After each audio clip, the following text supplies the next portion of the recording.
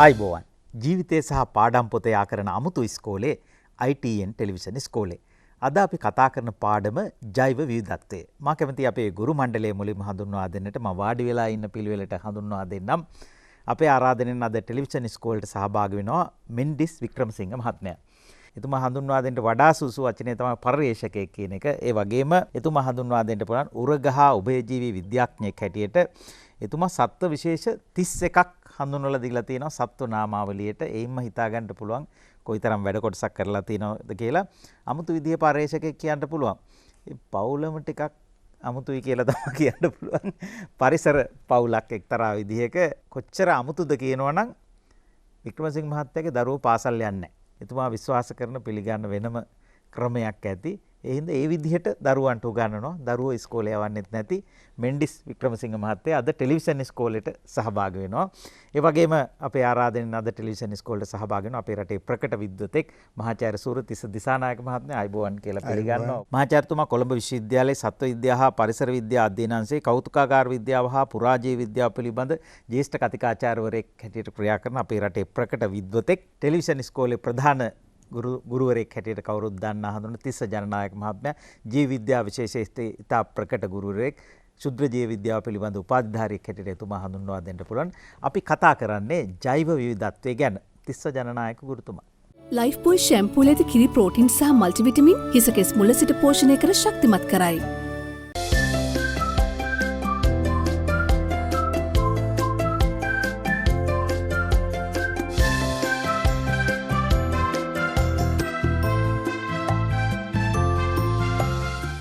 Life බොයි ෂැම්පූල ඇති කිරි protein සහ මල්ටිවිටමින් හිසකෙස් මුල සිට පෝෂණය කර ශක්තිමත් කරයි. ඇත්තටම කියනවා නම් අද අපි කතා කරන්නේ ලංකාව සහ ලංකාවේ වටිනාකම ගැන. ඔබට මේ වැඩසටහන අවසන් වනකට තේරෙයි මේ ලංකාව කොයිතරම් වටින රටක්ද කියලා. මම හිතනවා දැන් එක එක රටවල් වලට ලෝකේ එක එක ජාතිය සම්පත් ලැබිලා තියෙනවා. දැන් උදාහරණයක් විදිහට මැද පෙරදිග රටවල් වලට තියෙනවා ගල් අඟුරු කනිජ තෙල් වගේ සම්පත්. එතකොට ඒ අය ඒ සම්පත් පොළොව යටින් මතු කරගෙන ඒ අය දැන් ලෝකේ සෑහෙන මුදල් ප්‍රමාණයක් උපයලා ආර්ථිකය ඉදිරියට අරගෙන ගිහිල්ලා තියෙනවා. ඉතින් ඒ විදිහට එක විදිහට සම්පත් තියෙනවා. දැන් ඔබ දන්නවා අපේ රටේ මැණික් තියෙනවා. දැන් නම් ටිකක් අඩු වීගෙන යන්නේ. දැන් මේ මැණිකක වටිනාකම අපිට තක්සේරු කරන්න පුළුවන්. මැණිකක වටිනාකම තක්සේරු කරන්න ක්‍රමවේදයක් තියෙනවා. නමුත් ඔබ දන්නවද දැන් අපේ රටේ තියෙන යම්කිසි දිලීරයක හෝ එහෙම නැත්නම් ශාකයක හෝ සතෙක්ගේ පවතින යම්කිසි ජානයක්. දැන් ඒ ජීවියා ඉන්නේ මුළු ලෝකෙම ලංකාවේ විතරයි නම්. ඒ ලංකාවේ විතරයි නම් තියෙන්නේ. ඒ වගේම එයා සතුව සුවිශේෂ මොකක් හරි ලක්ෂණයක් තියෙනවා නම් ලෝකේ වෙන කාගේවත් නැති. සතා ඉන්නෙත් ලංකාවේ විතරයි නම්. එයා ගාව තියෙන ඒ ඥානය ලොකු ප්‍රයෝජනවත් කාර්යයකට යොදා ගන්න පුළුවන් නම් ඒ ඥානයේ වටිනාකම තීරණය කරන්න ක්‍රමවේදයක් තියෙනවද? ඒකට ඒකේ වටිනාකම නිර්ණය කිරීමට ක්‍රමවේදයක් නැහැ. එහෙම ක්‍රමවේදයක් නැති වුණාම අපි ඒ වගේ එකකට කියනවා එය අමිලයි. ඒ කියන්නේ මිල කළ නොහැකි. මිල කරන්න බෑ. මිලක් තීරණය කරන්න බෑ. එතකොට දැන් මම උදාහරණයක් විදිහට කියන්නම්. දැන් කොතල හිඹුටු කියන ශාකයේ ඒකෙන් ඖෂධයක් නිෂ්පාදනය කිරීම පිළිබඳ විදේශ රටක එක්තරා සමාගමක් ඒ සඳහා පේටන්ට් බලපත්‍රයක් අරගෙන තිබුණා.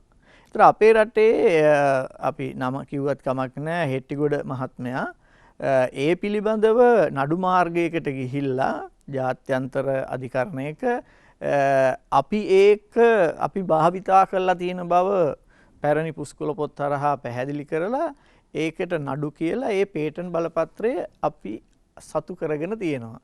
ඉන්දියාවෙත් ඒ වගේ වෙච්ච දේවල් තියෙනවා. ඒ කියන්නේ සමහර විට අපේ රටේ තියෙන මේ පරිසර පද්ධති අති විශාල පරිසර පද්ධති විවිධත්වයක් තියෙනවා. ඒක ඇතුලේ ජීවීන්ගේ මහා විශාල විවිධත්වයක් තියෙනවා. මේ ජීවියෙක් සතුව පවතින යම්කිසි ඥානයක් දැන් මම ඔබ සියලු දෙනා දන්න උදාහරණ වලින් කියන්නම්. දැන් පෙනිසිලියම් නොටේටම් කියන දිලීරය මගින්නේ පෙනිසිලීන් කියන ඖෂධය නිස්සාරණය කරගනු ලැබුවේ. එතකොට ඒ වගේ කොයි තරම් ආකාරවල දිලීර ප්‍රමාණයක් ලංකාවේ ඇතිද? දැන් මේ ඒකෙන් කොච්චර රෝගවලට ඕනි කරන ඖෂධ නිෂ්පාදනය කරන්න පුළුවන් වෙයිද? අපි දන්නේ නැහැ. තාම ඒවයි වටිනාකමක් දන්නේ නැහැ. නමුත් විදේශ රටවල් වල මිනිස්සු මෙහි ඇවිල්ලා ඒවයි වටිනාකම හඳුනා ගන්නවා. ඉතින් ඒක නිසා මම හිතන්නේ මේ ස්වභාව ධර්මය අපිට ඛනිජ තෙල්, ගල් අඟුරු ඒ වගේ ඒවා දුන්නේ නැති වුණාට මිලකල නොහැකි සම්පතක් දීලා තියෙනවා. ඒ තමයි අපේ රටේ තියෙන ජෛව විවිධත්වය. නමුත් අවාසනාව අපි ඒකේ වටිනාකම තේරුම් අරගෙන නැහැ. මම හිතනවා අපි ජනතාවක් විදිහට, අපි ශ්‍රී ලාංකිකයෝ විදිහට පොදුවේ ඉතාම පැහැදිලිව මම කියනවා ලංකාවේ තියෙන ජෛව විවිධත්වයේ වටිනාකම තේරුම් අරන් නැහැ. දැන් මේ ජෛව විවිධත්වය කියන දේ ඒ නිසා මේ වචනේ පෙළපොත් වලටත් එකතු කරලා තියෙනවා. ඒකේ සෑහෙන විශාල විස්තර ප්‍රමාණයක් උසස් පෙළ ජීව විද්‍යාවට දාලා තියෙනවා. ඒකෙදිත් අපි කරන්නේ ඇත්තටම ඒ දාලා තියෙන අර්ථ දැක්වීම සහ ඒ තොරතුරු ටික හසන්ත මහත්මයා කටපාඩම් කරලා ඒ ටික ලියලා ඒ ටිකට ලකුණු ගන්නවා. ලකුණු අරන් අපි සාතිකයක් ලබා ගන්නවා. එච්චරයි වෙන්නේ. නමුත් ජෛව විවිධත්වයේ සංරක්ෂණය කරන්න, ජෛව විවිධත්වයට ආදරය කරන්න සහ ජෛව විවිධත්වය රැකගෙන ඒකෙන් අපිට ඕනි දේ නිර්මාණය කරලා සමහර විට මුළු ලෝකෙටම වැදගත් වන ඖෂධයක් නිපදවන්න ඕනි කරන ඥානයක් අපි ගාව තියෙන්න පුළුවන්. එතකොට අපේ මුළු රටම දියුණු කරන්න පුළුවන් මහා සම්පත් ආකරයක් තියාගෙන අපි අර මැණික් ගලේ පය හැපුණට කණාය හිඳලා ගනීද කිව්වා වගේ ජෛව විවිධත්වයේ තියෙනවා අති විශාල සම්පත් ප්‍රමාණයක් අපිට දීලා අනේ අපි ඒ ගැන අධ්‍යයනයක්වත් මම කියන්නේ බහුතරයක් ඇයට මේ ගැන කිසිම වටිනාකමක් නැහැ. ඉතින් ඒක නිසා මම කියන්නේ අපිට ස්වභාව ධර්මයේ විසින් දීලා තියෙන අපේ රටේ ජෛව විවිධත්වය වෙන කිසිම රටකට දීලා නැති තරම් අධික ජෛව විවිධත්වයක් අපිට දීලා තියෙනවා. මේ දීලා තියෙන්නේ ඒක සංරක්ෂණය කරගෙන ඒකෙන් ප්‍රයෝජනයක් ගන්න. මම පොඩි උදාහරණයක් කියන්නම්. මම මේ තාක්ෂණික යෙදුම් මේවට එන්න කලින් ඒ තමයි අසන්ත මහත්මයාත් ඉතින් ලෝකේ ගොඩක් රටවල් වල ගිහිලා තියෙනවානේ. දැන් අපි ඔය රුසියාව වගේ රටක එහෙම නැත්නම් අපි බෙලරසියාව වල මම හිතන්නේ අපි දෙන්න ගියා කිලෝමීටර් 350ක් විතර දුර. ඒ අද්දි අපිට පේන ගස් විදිහා බැලුවොත් එකම ගහ තමයි වෙන්නේ. නැත්තම් වෙන ගස් වර්ග 3ක් 4ක් හිටි. ඒ කිලෝමීටර් 100 ගාණක් ඇවිදගෙන ගිහිල්ලා හෝ වාහනයක ගිහිල්ලා එකම විදිහ. නමුත් ඔබ දන්නවා අද සිංහරාජයේ හැතැම්ම 100ක් නෙමෙයි අඩි 100ක් ඇවිදගෙන යනකොට අපිට හම්බ වෙන ගස් වර්ග, වැල් වර්ග, කෘමීන් වර්ග, ශීරපායින් වර්ග, ඊට පස්සේ උරංග වර්ග, උභයජීවීන් වර්ග, ඊළඟට මේ පසේ තියෙන කොළරොඩු වල තියෙන දිලීර වර්ග මම හිතන්නේ හොයාගෙනවත් නෑ මේ දිලීර වර්ග. මොනසා විශාල විවිධත්වයක් තියෙනවද අපේ රටේ. අන්න ඒක තමයි ඇත්තටම අපේ රටේ තියෙන ජෛව විවිධත්වය. මේක ඇත්තටම මේ නිකන් පාඩම් කරලා වැඩක් නෑ කියලායි මම මේ කියන්නේ. හැමෝටම මම කියන්නේ. දැන් මම පොඩි දෙයක් කියන්නම්. දැන් අපි සිංහරාජයේ බලන්න යන් කියලා කියපුවාම මට මේ මතක තියෙනවා කියන්නේ. ගමෙන් අපි ගිය ට්‍රිප් එකක ගමේ කට්ටිය එකතුලා ට්‍රිප් එකක් යනවානේ.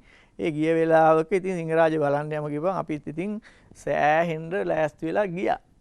ගිහිල්ලා ඉතින් එතන ගිහින් නතර කරලා පස්සේ ඉතින් පොඩ්ඩක් ඇවිදලා බලපුවාම හැමෝම කසුකුසු ගන්නවා. ඉතින් මේකද මේ සිංහරාජය ඉතින් මොනවද බලන්න තියෙන්නේ ගස් තමයි හැමදාම මේක බලන්න දාවේ කියලා. ඒ කියන්නේ නිකන් සමහර අය බලාපොරොත්තු වෙන්නේ එතන ගිහිල්ලා නිකන් ඔය මාරකලින්දේ මෝටර් සයිකල් ඒ වගේ නිකන් එන්ටර්ටේන්මන්ට් වගේ ඒ වගේ දේවල් බලන්න තමයි යන්නේ. සමහර අය අර සිංහරාජයේ ඇතුලේ තියෙන මේ බංගලෝ එකේ ගිහින් නතර වෙලා ඇතුලේම තියෙන එකක්. නතර වෙලා ගිය වෙලේ ඉඳන් බයිනවා සිග්නල් නැහැ කියලා. ඒ කියන්නේ එතෙන්ට ගිහිල්ලා තියෙන්නේ මේ ෆෝන් එකේ දේවල් බලන්න. ඉතින් ඒක නිසා නිකන් අර ඔහේ අන්නම් වාලේ ගියාට මේ පරිසරය මේ ජෛව විවිධත්වය රස විඳින විදිහ මොකක්ද කියලාවත් අපේ රටේ වැඩිහිටියෝ දන්නෙත් නැහැ. වැඩිහිටියෝ දන්න නිසා ළමයි දන්නෙත් නැහැ. හැබැයි විදේශිකයෝ ඒකේ ඉඳලා රැට අර එළියට ගිහිල්ලා බුත් පේන්නේ අහගෙන ඉන්නවා. මොනවද අහගෙන ඉන්නේ? රැට ඇහෙන සත්තුන්ගේ හඬවල් වල වෙනස්කම්. මේක භාවනාවක් වගේනේ. ඇත්තටම කියනවා නම් ඒ විදේශිකයෙක් ආපුවාම සිංහරාජේ බලනවා කියන්නේ ඒ මිනිසයා මාස ගණන් බලනවා. ඉතින් අපිට කිව්වොත් එහෙම සිංහරාජේ මම මේ මාසයක් තිස්සේ බලනවා කිව්වොත් එහෙම අපි කයි කෙනෙක් කිව්වොත් ආයි පිස්සුවක් හැදීගෙන එනවද කියලා. ඉතින් ඒක නිසා අපේ රටේ ජෛව විවිධත්වය අඳුනා ගන්න තේරෙන්නේ නැහැ කියන එක හසන්ත මහත්මයා මම මේ කියන්නේ. ඉතින් මේවා අර පෙළ පොත් වලට දාලා අපි විභාග වලට ඇහුවට ඒක නිකන් අධ්‍යයනයට පමණක් සීමා වූ ඇඟට මේ මෙතෙන්ට දැනෙන්නේ නැති ජෛව විවිධත්වයක් ජෛව විවිධත්වය යන කුමක්ද ලියන්න ගියා ලකුණු ගත්තා ඉවරයි. මෙහෙම අපි ජෛව විවිධත්වය ගැන කතා කරලා වැඩක් නැහැ. ඒ නිසා මේ දැන් මෙතෙන්ට ඇවිල්ලා ඉන්නේ ප්‍රායෝගිකව ජෛව විවිධත්වය ගැන අධ්‍යයනය කරන ඒක විඳින ජෛව විවිධත්වයේ තියෙන මේ විවිධත්වය විඳිනවා කියලා කියන්නේ ඒක විඳින්න පුළුවන් නම් දැන් අපි ওই තරුණ පරපුර දැන් මද්ද්‍රව්‍ය වලට ඇබ්බැහි වෙලා තියෙනවානේ. මේ ජෛව විවිධත්වය අධ්‍යයනය කරන එකත් ඇබ්බැහියක්. හැබැයි හොඳ ඇබ්බැහියක්. පුදුම සතුටක් විඳින්න පුළුවන් ඒකෙන්. ඒ කියන්නේ ඒක හරි අමුතුම සතුටක්. හැබැයි කනගාටුවට කරුණ ඒක විඳින හැටි ගැන මේ පරපුරට කියලා දෙන්න කෙනෙක් නැහැ. දැන් අද අපි මේක තමයි මේ පටන් ගන්න යන්නේ. ඉතින් අර ඒකට ආරම්භයක් විදිහට මම මෙහෙම ගන්නම්. දැන් මේ අපේ ටෙලිවිෂන් ඉස්කෝලේ ITN ටෙලිවිෂන් ඉස්කෝලේ අපේ බලාපොරොත්තුවක් තියෙනවානේ මේක අමුතු විදිහේ වැඩසටහනන්නේ. මෙතන අපි ඒ ශාස්ත්‍රීය පැත්තත් පොඩ්ඩක් කතා කරනවා. ඒ කියන්නේ ඒක ළමයට ඕනි වෙන නිසා වැඩිපුර කතා කරන්නේ ඒක රස විඳින හැටි. එතකොට මේ ජෛව විවිධත්වය කියන එකට උසස් පෙළට දීලා තියෙන අර්ථ දැක්වීමක්. ඒකේ කියලා තියෙනවා භෞමික පරිසරවල, සාමුද්‍රික පරිසරවල සහ වෙනත් පරිසරවල මේ දෙකටම ආйти නැති පරිසරවල ඉන්න ජීවීන් අතර තියෙන විවිධත්වයයි ඒ නැත්නම් ඔවුන් අතර තියෙන විචලතාවයයි ඔවුන්ගේ පරිසර විද්‍යාත්මක අන්තර්ක්‍රියා. ඒ කියන්නේ ඔවුන් සහ පරිසරය අතර පවතින අන්තර්ක්‍රියාවලයි තියෙන විචලතාවය. විචලතාවය කියන්නේ තියෙන වෙනස්කම. ආන්න එක තමයි ජෛව විවිධත්වය කියලා කියන්නේ. දැන් අපි මෙතන ඉන්නවනේ අපි 4 දෙනෙක්. මේ අපි 4 දෙනා අතරත් තියෙනවා ජෛව විවිධත්වයක්. අපි 4 දෙනා එකම විශේෂය වුණාට අපේ ආචාර්යවරුන් දෙන්නයි හසන්ත මහත්තයයි මායි ගත්තාම අපි ඥාන වශයෙන් සමාන නැහැ. අපි තියෙනවා විචලතාවයක්. අපි වෙනස්. එතකොට ඒ විදිහට පන්ති කාමරයක ඉන්න ළමයි ටික ගත්තොත් එකම විශේෂයක් වුණාට ඒ ළමයින්ගේ ඥානවල සංයුතිය වෙනස්. බලන්න හැමේ පාට වෙනස්. එතකොට කන් වල ස්වභාවය, නාහය, හිස කේස්, ඇඟිලි ඒවා ඒ ලක්ෂණ බැලුවොත් ඔක්කොම ළමයි වුණාට එකම විශේෂය වුණාට ඔවුන් අතර සෑහෙන වෙනස්කම් තියෙනවා. ඉතින් ඒක නිසා ඒ වගේම ඒ අය ඉන්න පරිසර පද්ධතිවලදී ඒ අය පරිසර පද්ධතිය එක්ක දක්වන අන්තර්ක්‍රියාවලත් වෙනස්කම් තියෙනවා. ඒ කියන්නේ සහජීවීව ජීවත් වෙන අය ඉන්නවා. එතකොට ස්වයංපෝෂී අය ඉන්නවා. ඒ වගේ අන්තර්ක්‍රියාත් වලත් වෙනස්කම් තියෙනවා. මේ විදිහට මේ ජීවීන් ඔක්කොගෙම තුල තියෙනවා ලොකු විචලතාවයක්. අන්නේ විචලතාවය තමයි මේ විවිධත්වය කියලා ගන්නෙ. එතකොට මේ විවිධත්වය ගත්තාම ඒක අපේ අර අධ්‍යයනයේ පහසුවට මේක ආය බෙදලා තියෙනවා මෙන්න මෙහෙම. ආය බෙදලා තියෙනවා 3කට මෙහෙම. ඒ තමයි මෙන්න මෙහෙම. පරිසර පද්ධති වල තියෙන විවිධත්වය. ඊට පස්සේ ජීව විශේෂවල තියෙන විවිධත්වය. ඊට පස්සේ ඥාන විවිධත්වය නැත්තම් ප්‍රවේණික විවිධත්වය. ඒක මම නිකන් මෙන්න මේ විදිහට පෙන්නන්නම් පොඩ්ඩි නිකන් අදහසක් ගන්න. අපි දැන් මේ ලංකාවේ දල වශයෙන් අඳින්නේ මට මතකයි අසන්ත මහත්මයා දවසක් මේක කියනවා මට කිව්වා කියලා කොහේද හරි වැඩසටහනක මතකයි මේ මහජන චීනය ගැන කියනකොට ගොඩාක් දුර ගියාට එකම දේශගුණික තත්ත්වයේ තියෙන්නේ කියලා. නමුත් ලංකාවේ කොළඹ ඉඳන් බොහොම කෙටි කාලෙකින් නුවර එළියට ගියාම සම්පූර්ණ වෙනස්. මෙන්න මෙහෙ මන්නාරම් පැත්තට ගියාම ඊටත් වඩා වෙනස්. ඒ නිසා ලංකාවේ තියෙනවා එක එක තැන්වල එක එක විදිහේ පරිසර පද්ධති. ඒතකොට ලංකාව පුංචි රටක් වුණාට පරිසර පද්ධතිවල අති විශාල විවිධත්වයක් තියෙනවා. දැන් අපි මේ එක පරිසර පද්ධතියක් ගමු. මේ එක පරිසර පද්ධතියක් අරගෙන ලොකු කරලා බැලුවොත් ඒ පරිසර පද්ධතිය ඇතුලේ ඉන්න ජීව විශේෂ බැලුවොත් මෙහෙම මම මේ එක එක ලකුණු දාන්නම් ජීව විශේෂ වලට. ඔය මේ වගේ. මේක එච්චර සාධාරණ නෑ හරිද? නමුත් මට පෙන්වන්න ඕනි මේ સિદ્ધාන්තය පරිසර පද්ධතිය කිනකට වෙනස්. ඒ එක පරිසර පද්ධතියක් ගත්තොත් ඒකේ ඉන්න ජීව විශේෂ සංඛ්‍යාව ගොඩාක් ඒ ජීව විශේෂ අතර වෙනස්කම් තියෙනවා. දැන් අපි උදාහරණයක් විදිහට ගත්තොත් එහෙම අපි දැන් උඩවලවේ ජාතික වනෝද්‍යානය ගත්ත කියමුකෝ. ඒකේ කොයිතරම් වර්ග ඉන්නවද? ශීරපායින් කිව්වත් ශීරපායින් අතර ශීරපායින් වර්ග කොච්චර ඉන්නවද? උරංගයින් කිව්වහම උරංගයින් අතර කොච්චර වර්ග ඉන්නවද? පක්ෂීන් කිව්වොත් ඒ පක්ෂීන් අතර කොච්චර වර්ග ඉන්නවද? ඒ කියන්නේ ජීව විශේෂවල අධික විවිධත්වයක් තියෙනවා. දැන් අපි මෙහෙම ගත්තොත් මෙන්න මේ ටික ගත්තොත් මෙන්න මෙහෙම මම පෙන්නපු ටික මෙහෙම ගන්නම්කො මම ඔන්න බලන්න. ඒ ගත්තේ මම මේ කතිරයකින් සංකේතවත් කරපු ජීව විශේෂය ගත්තේ. ඒ ටික අරන් බැලුවොතින් හැම ඔවුන් එකම විශේෂය. ඔවුන්ට අන්තර් අභිජනනයෙන් ඒ කියන්නේ ඒ අය අතර ප්‍රජනනය කරලා නව සරු පරම්පරාවක් බිහි කරන්න පුළුවන්. නමුත් මේ විශේෂයේ අය අතර ගත්තොත් මේ හැම එක්කෙනාම එකමම සමාන නැහැ. පොදු ලක්ෂණ තියෙනවා එකම විශේෂය නිසා. නමුත් එක එක්කෙනාට විශේෂ වූ ලක්ෂණ තියෙනවා. ආන්න ඒකට කියනවා අපි ඥාන විවිධත්වය කියලා. එතකොට මෙහෙම පෙන්වන්න පුළුවන් මට පරිසර පද්ධති විවිධත්වය.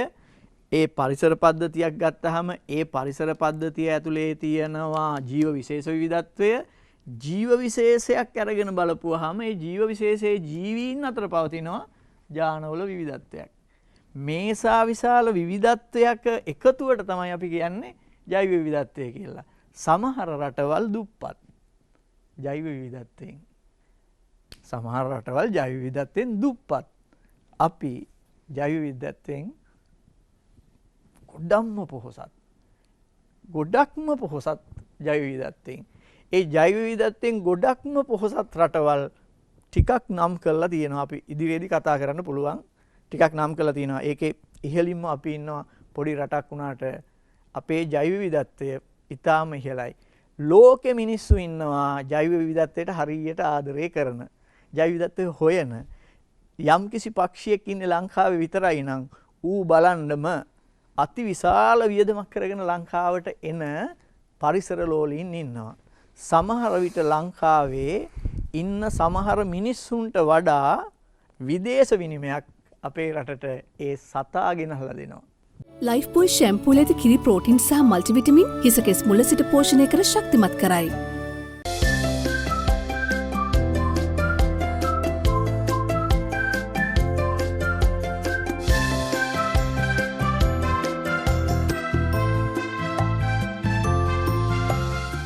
ලයිෆ් බොයි ෂැම්පූල ඇති කිරි ප්‍රෝටින් සහ මල්ටිවිටමින් හිසකෙස් මුල සිට පෝෂණය කර ශක්තිමත් කරයි. දුප්පත් රටවල පෝසත් මිනිස්සු ඉන්නවා.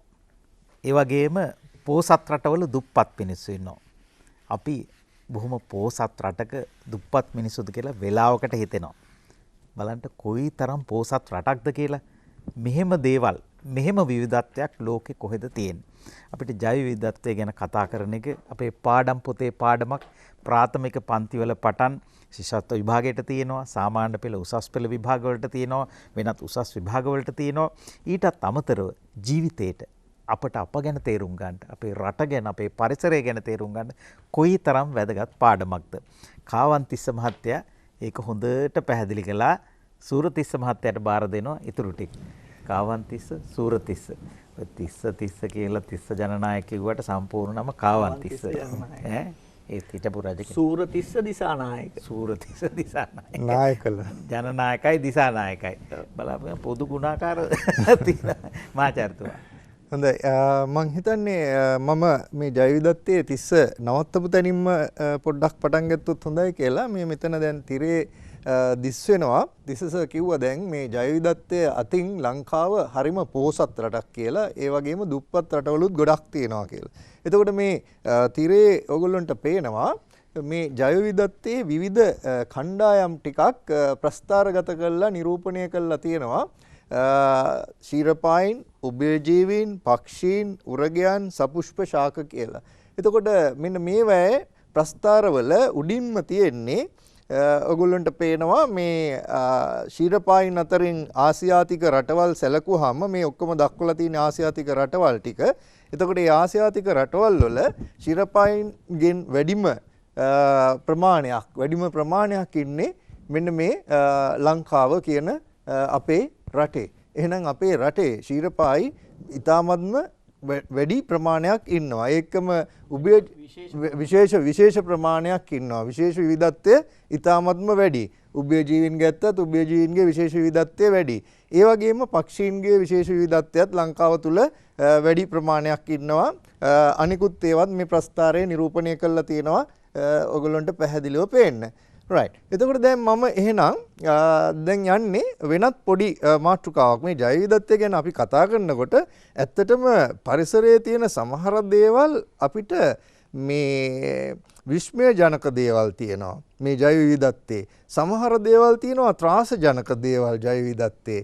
සමහර දේවල් තියෙනවා හිතන්න ඕන දේවල් මේ ජයවිදත්තේ. අපි බලමු මේ ඉදිරියේදී හාස්‍යජනක දේවලුත් තියෙනවා. අපි බලමු ඉදිරියේදී අපි මේ කතා කරගෙන යනකොට මොනවද මේ විස්මය ජනක දේවල්, මොනවද මේ හාස්‍යජනක දේවල්, මොනවද මේ විනෝද ජනක දේවල්, ඒ වගේ දේවල් කොහොමද මේ ජයවිදත්තයත් එක්ක සම්බන්ධ වෙන්නේ කියලා. එතකොට දැන් මෙතන මේ මම දක්වලා තියෙනවා තවත් දෙයක් බලන්න. මෙතන මේ ඔයගොල්ලෝ දැකලා තියෙනව නේද මේ බල්ලෝ එක එක වර්ගයේ බල්ලෝ ඉන්නවනේ. පොමනේරියන් බල්ලෝ ඉන්නවා, ඇල්ටේෂන් බල්ලෝ ඉන්නවා, තව එක එක ඔය බුල්ඩොග්ස්ලා ඒ වගේ බල්ලෝ જાති ඉන්නවනේ. දැන් බලන්නකෝ මේ බල්ලෝ ටික මෙතන මම දාලා තියෙන ටික මොනවද කරන්නේ ළමයි? ඔයගොල්ලන්ට පෙනෙයි මොනවද මේගොල්ලෝ කරන්නේ මේ? හැමෝම කකුලක් උස්සන් ඉන්නවා. කවුරු හරි දන්නවද බල්ලයි මේ කකුල උස්සන්නේ කියලා? ඈ? බල්ලා කීපොලකට කකුල උස්සනවාද එකපාරක් පටන් ගත්තාම? කවුරු හරි දැකලා තියෙනවද ඒක? මං හිතන්නේ සමහර අය දැකලා තියෙන එක ගැන එච්චර හිතලා නැහැ. මේ බල්ලා සාමාන්‍යයෙන් මේ කකුල උස්සන්න ගත්තාම කීප පොලකට උස්සනවා. එක පොලකට නෙවෙයි. ඌ හිතන තැනට ගිහිල්ලා ඉව කරලා එතෙන්ට කකුල උස්සගෙන යනවා. ඇයි මේ කකුල උස්සන්නේ බල්ලා? නිකන්ද නෑ මුත්‍රා කරන්න. එතකොට මුත්‍රා කරනකොට දැන් අපි නම් මුත්‍රා කරන්න ගියාම එකපාරකින් මුත්‍රා කරලා අවසන් කරනවානේ. දැන් බල්ලා මෙහෙම කොහොමද එහෙනම් තැන් වලට ගිහිල්ලා කකුල උස්ස මුත්‍රා කරන්නේ? ඌ එක තැනකට බින්දු කීපයක් දානවා අන්තිමට ගිහිල්ලා අන්තිම බින්දුවක් දානවා කොහේ හරි තැනකට කකුල උස්සලා. එහෙනම් ඒ කරන්නේ මොකද්ද? මේ බල්ලා කරන්නේ මොකද්ද? ඒක විශේෂ ක්‍රියාවලිය. බල්ලා කරන්නේ එයාගේ බල ප්‍රදේශය එයා ලකුණු කරගන්නවා. එයාගේ ටෙරිටරි එක මාක් කරගන්නවා. එතකොට මේ ටෙරිටරි එක මාක් කර ගැනීම තුළ එයා වෙන විශේෂයක්, ඒ කියන්නේ වෙන බල්ලන්ගෙම වෙන බල්ලෙක් මේ එයාගේ ටෙරිටරි එක ක්‍රොස් කරන්න આવොත්, එහෙම නැත්නම් මේ එයාගේ බල ප්‍රදේශය පනින්න આવොත් ඔන්න එතන තමයි සටන පටන් ගන්න, බලු සටන. එහෙම නැති වුණොත් මේ එයා ලකුණු කරපු සීමාවෙන් පිට ඉඳලා ඒගොල්ලෝ දත් විලිස්ස ගන්නවා, ගොරෝ ගන්නවා, ඒ වගේ දේවල් තමයි කරන්නේ. මේ සීමාව පැන්නොත් විතරයි මේ දෙන්න පොරකා ගන්න බලු සටන පටන් ගන්නෙ. නැත්තම් නැහැ. එහෙනම් එතකොට ඒක දන්නවා අනිත් පැත්තේ ඉන්න බල්ලත්. මෙයා මේ මෙතෙන්ටලා ඡණ්ඩියා වගේ ඉන්නේ ඇයි කියලා. ඉතින් එයා ගිහිල්ලා මොකද කරන්නේ?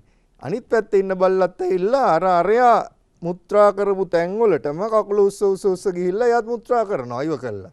දැකලා තියෙනවද ඒක? මං හිතන්නේ දැන් අදින් පස්සේ හරි මේක පොඩ්ඩක් නිරීක්ෂණය කරන්න. මොකද මේ පරිසරයේ තියෙන සමහර සංසිද්ධීන් හරිම මේ ත්‍රාසජනක වගේම හරිම අත්දැකීම් දෙන දේවල්. එතකොට එහෙනම් එයා ලකුණු කර ගැනීම තුල මොකද කරන්නේ? එයාත් ඒ ප්‍රදේශයේම මාක් කරගන්නවා. මාක් කරගෙන දැන් එහෙනම් උඹ විතරක් නෙවෙයි මේකේ අයිතිකාරයා දැන් මමත් කියලා ඒගොල්ලොන්ගේ බල ප්‍රදේශ දෙක එකට ඕලැප් කරගන්නවා. අතිපිහිත කරගන්නවා. කරගෙන දෙන්න දෙපැත්තට වෙලා චණ්ඩියෝ වගේ ඉන්නවා.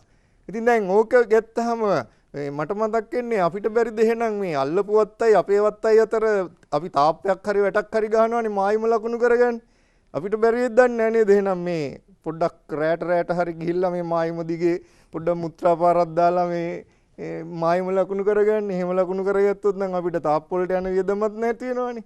හැබැයි ඉතින් ඒක අපිට නම් බෑ. අපිට අමාරුයි ඒ කාර්ය කරන්න. ඒකෙන් අපිට තාප්පේ ගහන්න නැතුව නම් බේර ගන්න බෑ අපේ මායිම.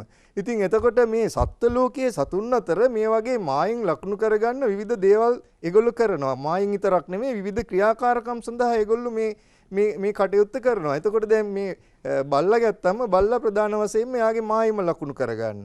එතකොට ඒ වගේ තවත් සමහර අය ඉන්න ඕගොල්ලෝ දෙකලා තියනවාද මේ සමනල්ලු සලබයෝ එහෙම අල්ලන සෙල්ලම් කරනවා. මං හිතන්නේ ඕගොල්ලොත් අල්ලන සෙල්ලම් කරනවානේ පොඩි කාලේ. එතකොට සමනල්ලු අල්ලන සෙල්ලම් කරනවා දැකලා තියනවාද? කොහොමද සමනල්ලු අල්ලන සෙල්ලම් කරන්නේ? ඈ? ඒක තමයි. සමනල්ලු අල්ලන සෙල්ලම් කරනවා. ඒගොල්ලෝ අල්ලන සෙල්ලම් කරන්නේ හැබැයි දුවගෙන නෙමෙයි. අපි වගේ කකුල් වලින් දුවන්නේ. ඒගොල්ලෝනේ කකුල් නැහනේ. ඒගොල්ලෝ කරන්නේ ඉගිලිලා අල්ලන සෙල්ලම් කරන්නේ. කොහොමද දැන් අපි හිතමු රැට සුදු පාට ලයිට් එකක් තියෙන කාමරයක හොඳට ජනේල් එහෙම ඇරලා තියෙනවා නම් වත්ත පිටිය තියෙන ගේක නම් ඔයගොල්ලෝ ඉන්නේ. ජනේල් ඇරලා තිබ්බොත් හරි නැත්නම් ජනේලේ කවුලුවක් තිබ්බොත් හරි ඔන්න එකපාරටම එනවා මේ සලබේක ඉගිලිලා මේ ලයිට් එකට. ඇවිල්ලා ඌ කාමරේ වටේ ඉගිලෙනවා. ඒකම ඒ පස්සෙන් තව එකෙක් එනවා ඉගිලිලා. ඒ જાතියම එකෙක්. ගොඩක් වෙලාවට අර ආමි මොත් කියන එක. ආමි සලබයා තමයි ওই විදිහට අපිට ගොඩක් වෙලාවට දකින්න පුළුවන්. වෙන වෙන සලබයොත් එනවා. එතකොට එයා එහෙම ඉගිලිලා අරයාගේ පස්සේ එනකොට අරයයි මෙයයි දෙන්නම මේ කාමරේ එකපස්සේ එකා ඉගිලෙනවා. අන්න ඒක තමයි උන් අල්ලන සෙල්ලම් කරනවා කියලා කියන්නේ. උන් අල්ලන සෙල්ලම් නෙවෙයි ඇත්තටම කරන්නේ. ඉස්සෙල්ලාම එන්නේ ගෑනු සතා ඊට පස්සේ එන්නේ පිරිමි සතා. එතකොට ගෑනු සතාව හොයාගෙන පිරිමි සතා එනවා. කොහොමද මේ එන්නේ? මේගොල්ලෝ ශ්‍රාවය කරනවා රසායනික ද්‍රව්‍යයක්. මේ රසායනික ද්‍රව්‍ය වාෂ්පශීලී රසායනික ද්‍රව්‍යයක්. මේ රසායනික ද්‍රව්‍ය ඒ විශේෂයෙන්ම වෙනත් ජීවියෙක් මත තමයි ක්‍රියාත්මක වෙන්නේ.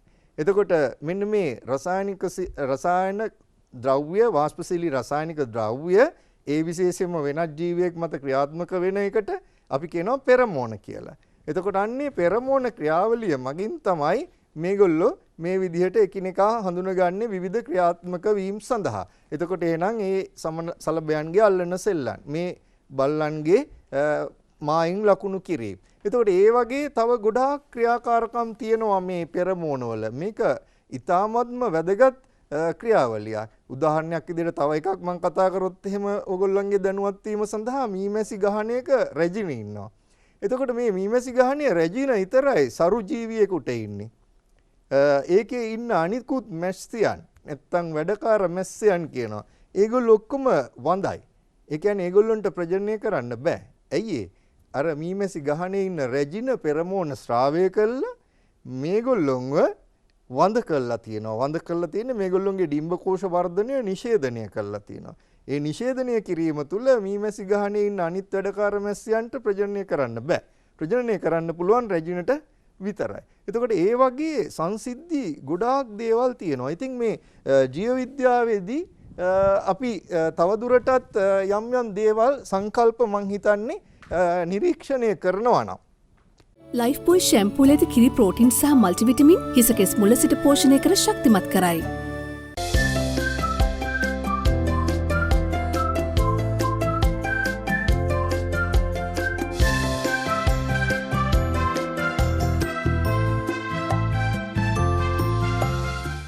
ලයිෆ් බොයි ෂැම්පූල ඇති කිරි ප්‍රෝටින් සහ මල්ටිවිටමින් හිසකෙස් මුල සිට පෝෂණය කර ශක්තිමත් කරයි.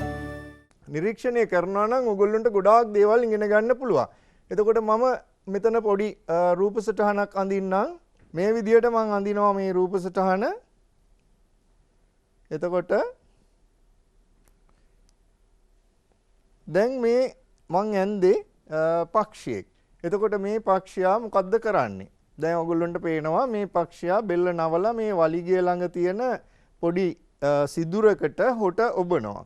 එතකොට මේක මේ පරිසරයේ ඉන්න පක්ෂීන් අතර ගොඩක් පක්ෂීන් අතර මේ දක්නට ලැබෙන සංසිද්ධිය.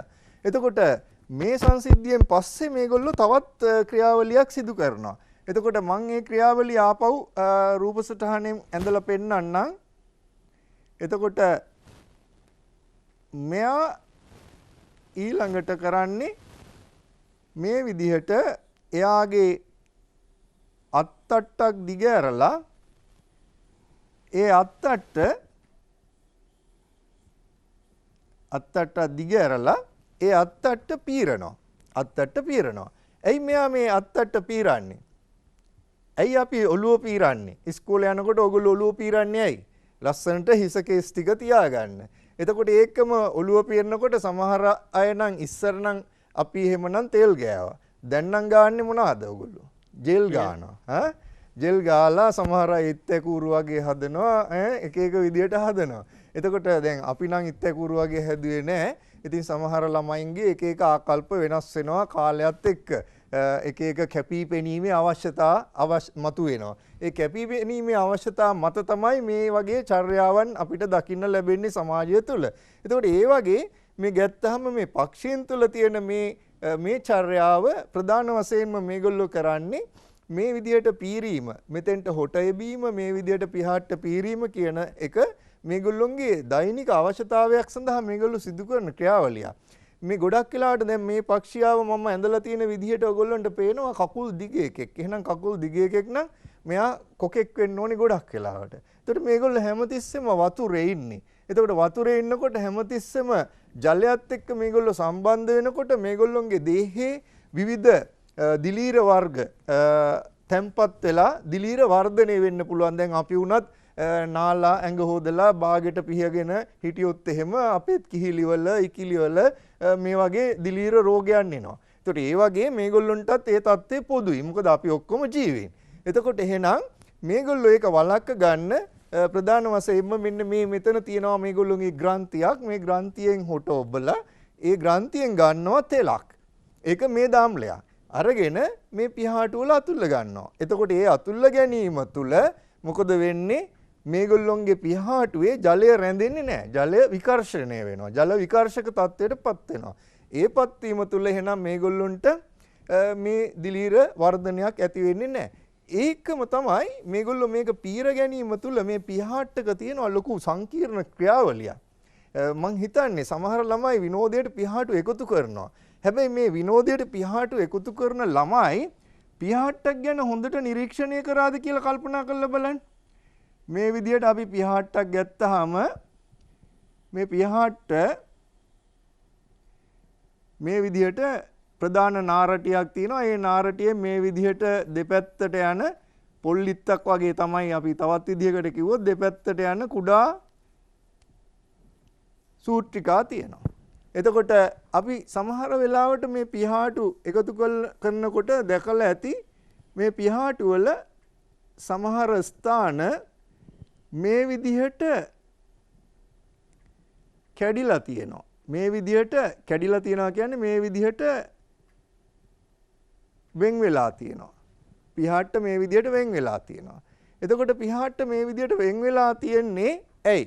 එහෙනම් මේ පිහාට්ට මේ විදිහට වෙන් වෙලා තිබ්බොත් මේගොල්ලෝ ඉගිලෙනකොට මොකද වෙන්නේ? මේක ඇතුලෙන් සුළං ගමන් කරනවා. ඒ ගමන් කරලා මේගොල්ලොන්ගේ දේහයට වදිනවා.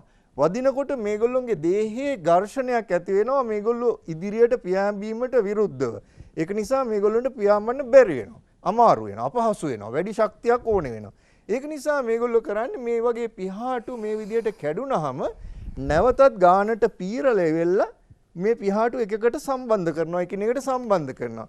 ඒ කියන්නේ ඇත්තටම ගත්තොත් මේ පිහාට්ටේ තියනවා මේ විදිහට මේ ළඟ තියෙන මම කෙන්දි දෙකක් ඇන්දොත් මේ එක කෙන්දක තියෙනවා මේ වගේ කොකු. පිටිපස්සෙන් කොකු තියෙනවා මේ කෙන්දේ. ඉදිරියෙන් තියෙනවා මේ කෙන්දේ ඇලියක්. කෙන්දේ ඇලියක් තියෙනවා. එතකොට මේ කොකු ගිහිල්ලා මේ ඇලියට වැටිලා තමයි තියෙන්නේ. මේ විදිහට සම්බන්ධ වෙලා තියෙන්නේ. මේ විදිහට සම්බන්ධ වෙලා කොක්ක. එතකොට මේ කොක්ක සමහර වෙලාවට ගැලවෙනවා. මේ කොක්ක ගැලවුණාම තමයි මේ විදිහට පිහාට්ට විවෘත වෙන්නේ. පිහාට්ට විවෘත වෙන්නේ. එතකොට එහෙනම් මේගොල්ලෝ මේ හැමතිස්සෙම ගස් උඩ වහලා ඉන්න පක්ෂීන්, වතුරේ ඉන්න පක්ෂීන් කරන්නේ මේ හොටෙන් මෙතනින් මේ දාම්ලේ අරගෙන අර පිහාට හොටෙන් මෙහෙම අල්ලලා මෙහෙම පීරනවා. පීරනකොට අර කලින් කිව්ව ක්‍රියාවලියට අමතරව මෙහෙම ගැලවිලා තියෙන තැන් ආපහු නැවතත් එකතු වීම සිදු වෙනවා. දැන් අපි ඕක අපිට ප්‍රායෝගිකව බලන්න පුළුවන්. ඕගොල්ලෝ පිහාට්ටක් අහුල්ලා ගත්තට පස්සේ මේ පිහාට්ටේ මෙහෙම තියෙන තැන් තියෙනවා නම් ඒක හොඳට අතින් අරගෙන අතට අරගෙන මේ මාපට ඇඟිල්ලයි දඹරගිල්ලයි දෙකෙන් මේ විදිහට ඒ දෙක එකට එකතු කරන්න මේ පැත්තට අත ගන්න. මේ පැත්තට අත ගාලා බලන්න එතකොට මේ පිහාට්ට නැවතත් සම්බන්ධ වෙනවා සම්පූර්ණ පිහාට්ටක් විදිහට. එතකොට මේවා ප්‍රායෝගික ක්‍රියාකාරකම් වගේම මේ පරිසරයේ තියෙන මේ පරිසරයේ ඉන්න ජෛව විවිධත්වයට ආශ්‍රිතව තියෙන ජීවීන්ගේ විවිධ ලක්ෂණයන් අධ්‍යයනය කරන්න අපිට තියෙන ක්‍රමවේදයක්. එතකොට මේවා අපි ප්‍රායෝගිකව ඉගෙන ගත්තොත් මං හිතන්නේ අර අපි තිස්ස කතා කරා වගේ අපිට අවශ්‍ය වෙන්නේ නැහැ ඇත්තටම මේවා ගිරව් දාන්න. ගිරව් දානවා කියලා කියන්නේ කටපාඩම් කරන්න අවශ්‍ය නැහැ. මේ සංසිද්ධි ඔක්කොම අපි පරිසරයත් එක්ක බැඳිලා තියෙන දේවල්. ජෛව විවිධත්වය තුළින් අපි කතා කරන මේ පුදුමාකාර විස්මිත ලෝකය ගැන මට අවසර දෙන්න පාලක මැදිරියට යන පණිවිඩ කීපයක් සඳහා ඉන් පස්සේ අපි නැවතත් ටෙලිවිෂන් ඉස්කෝලෙත් එක්ක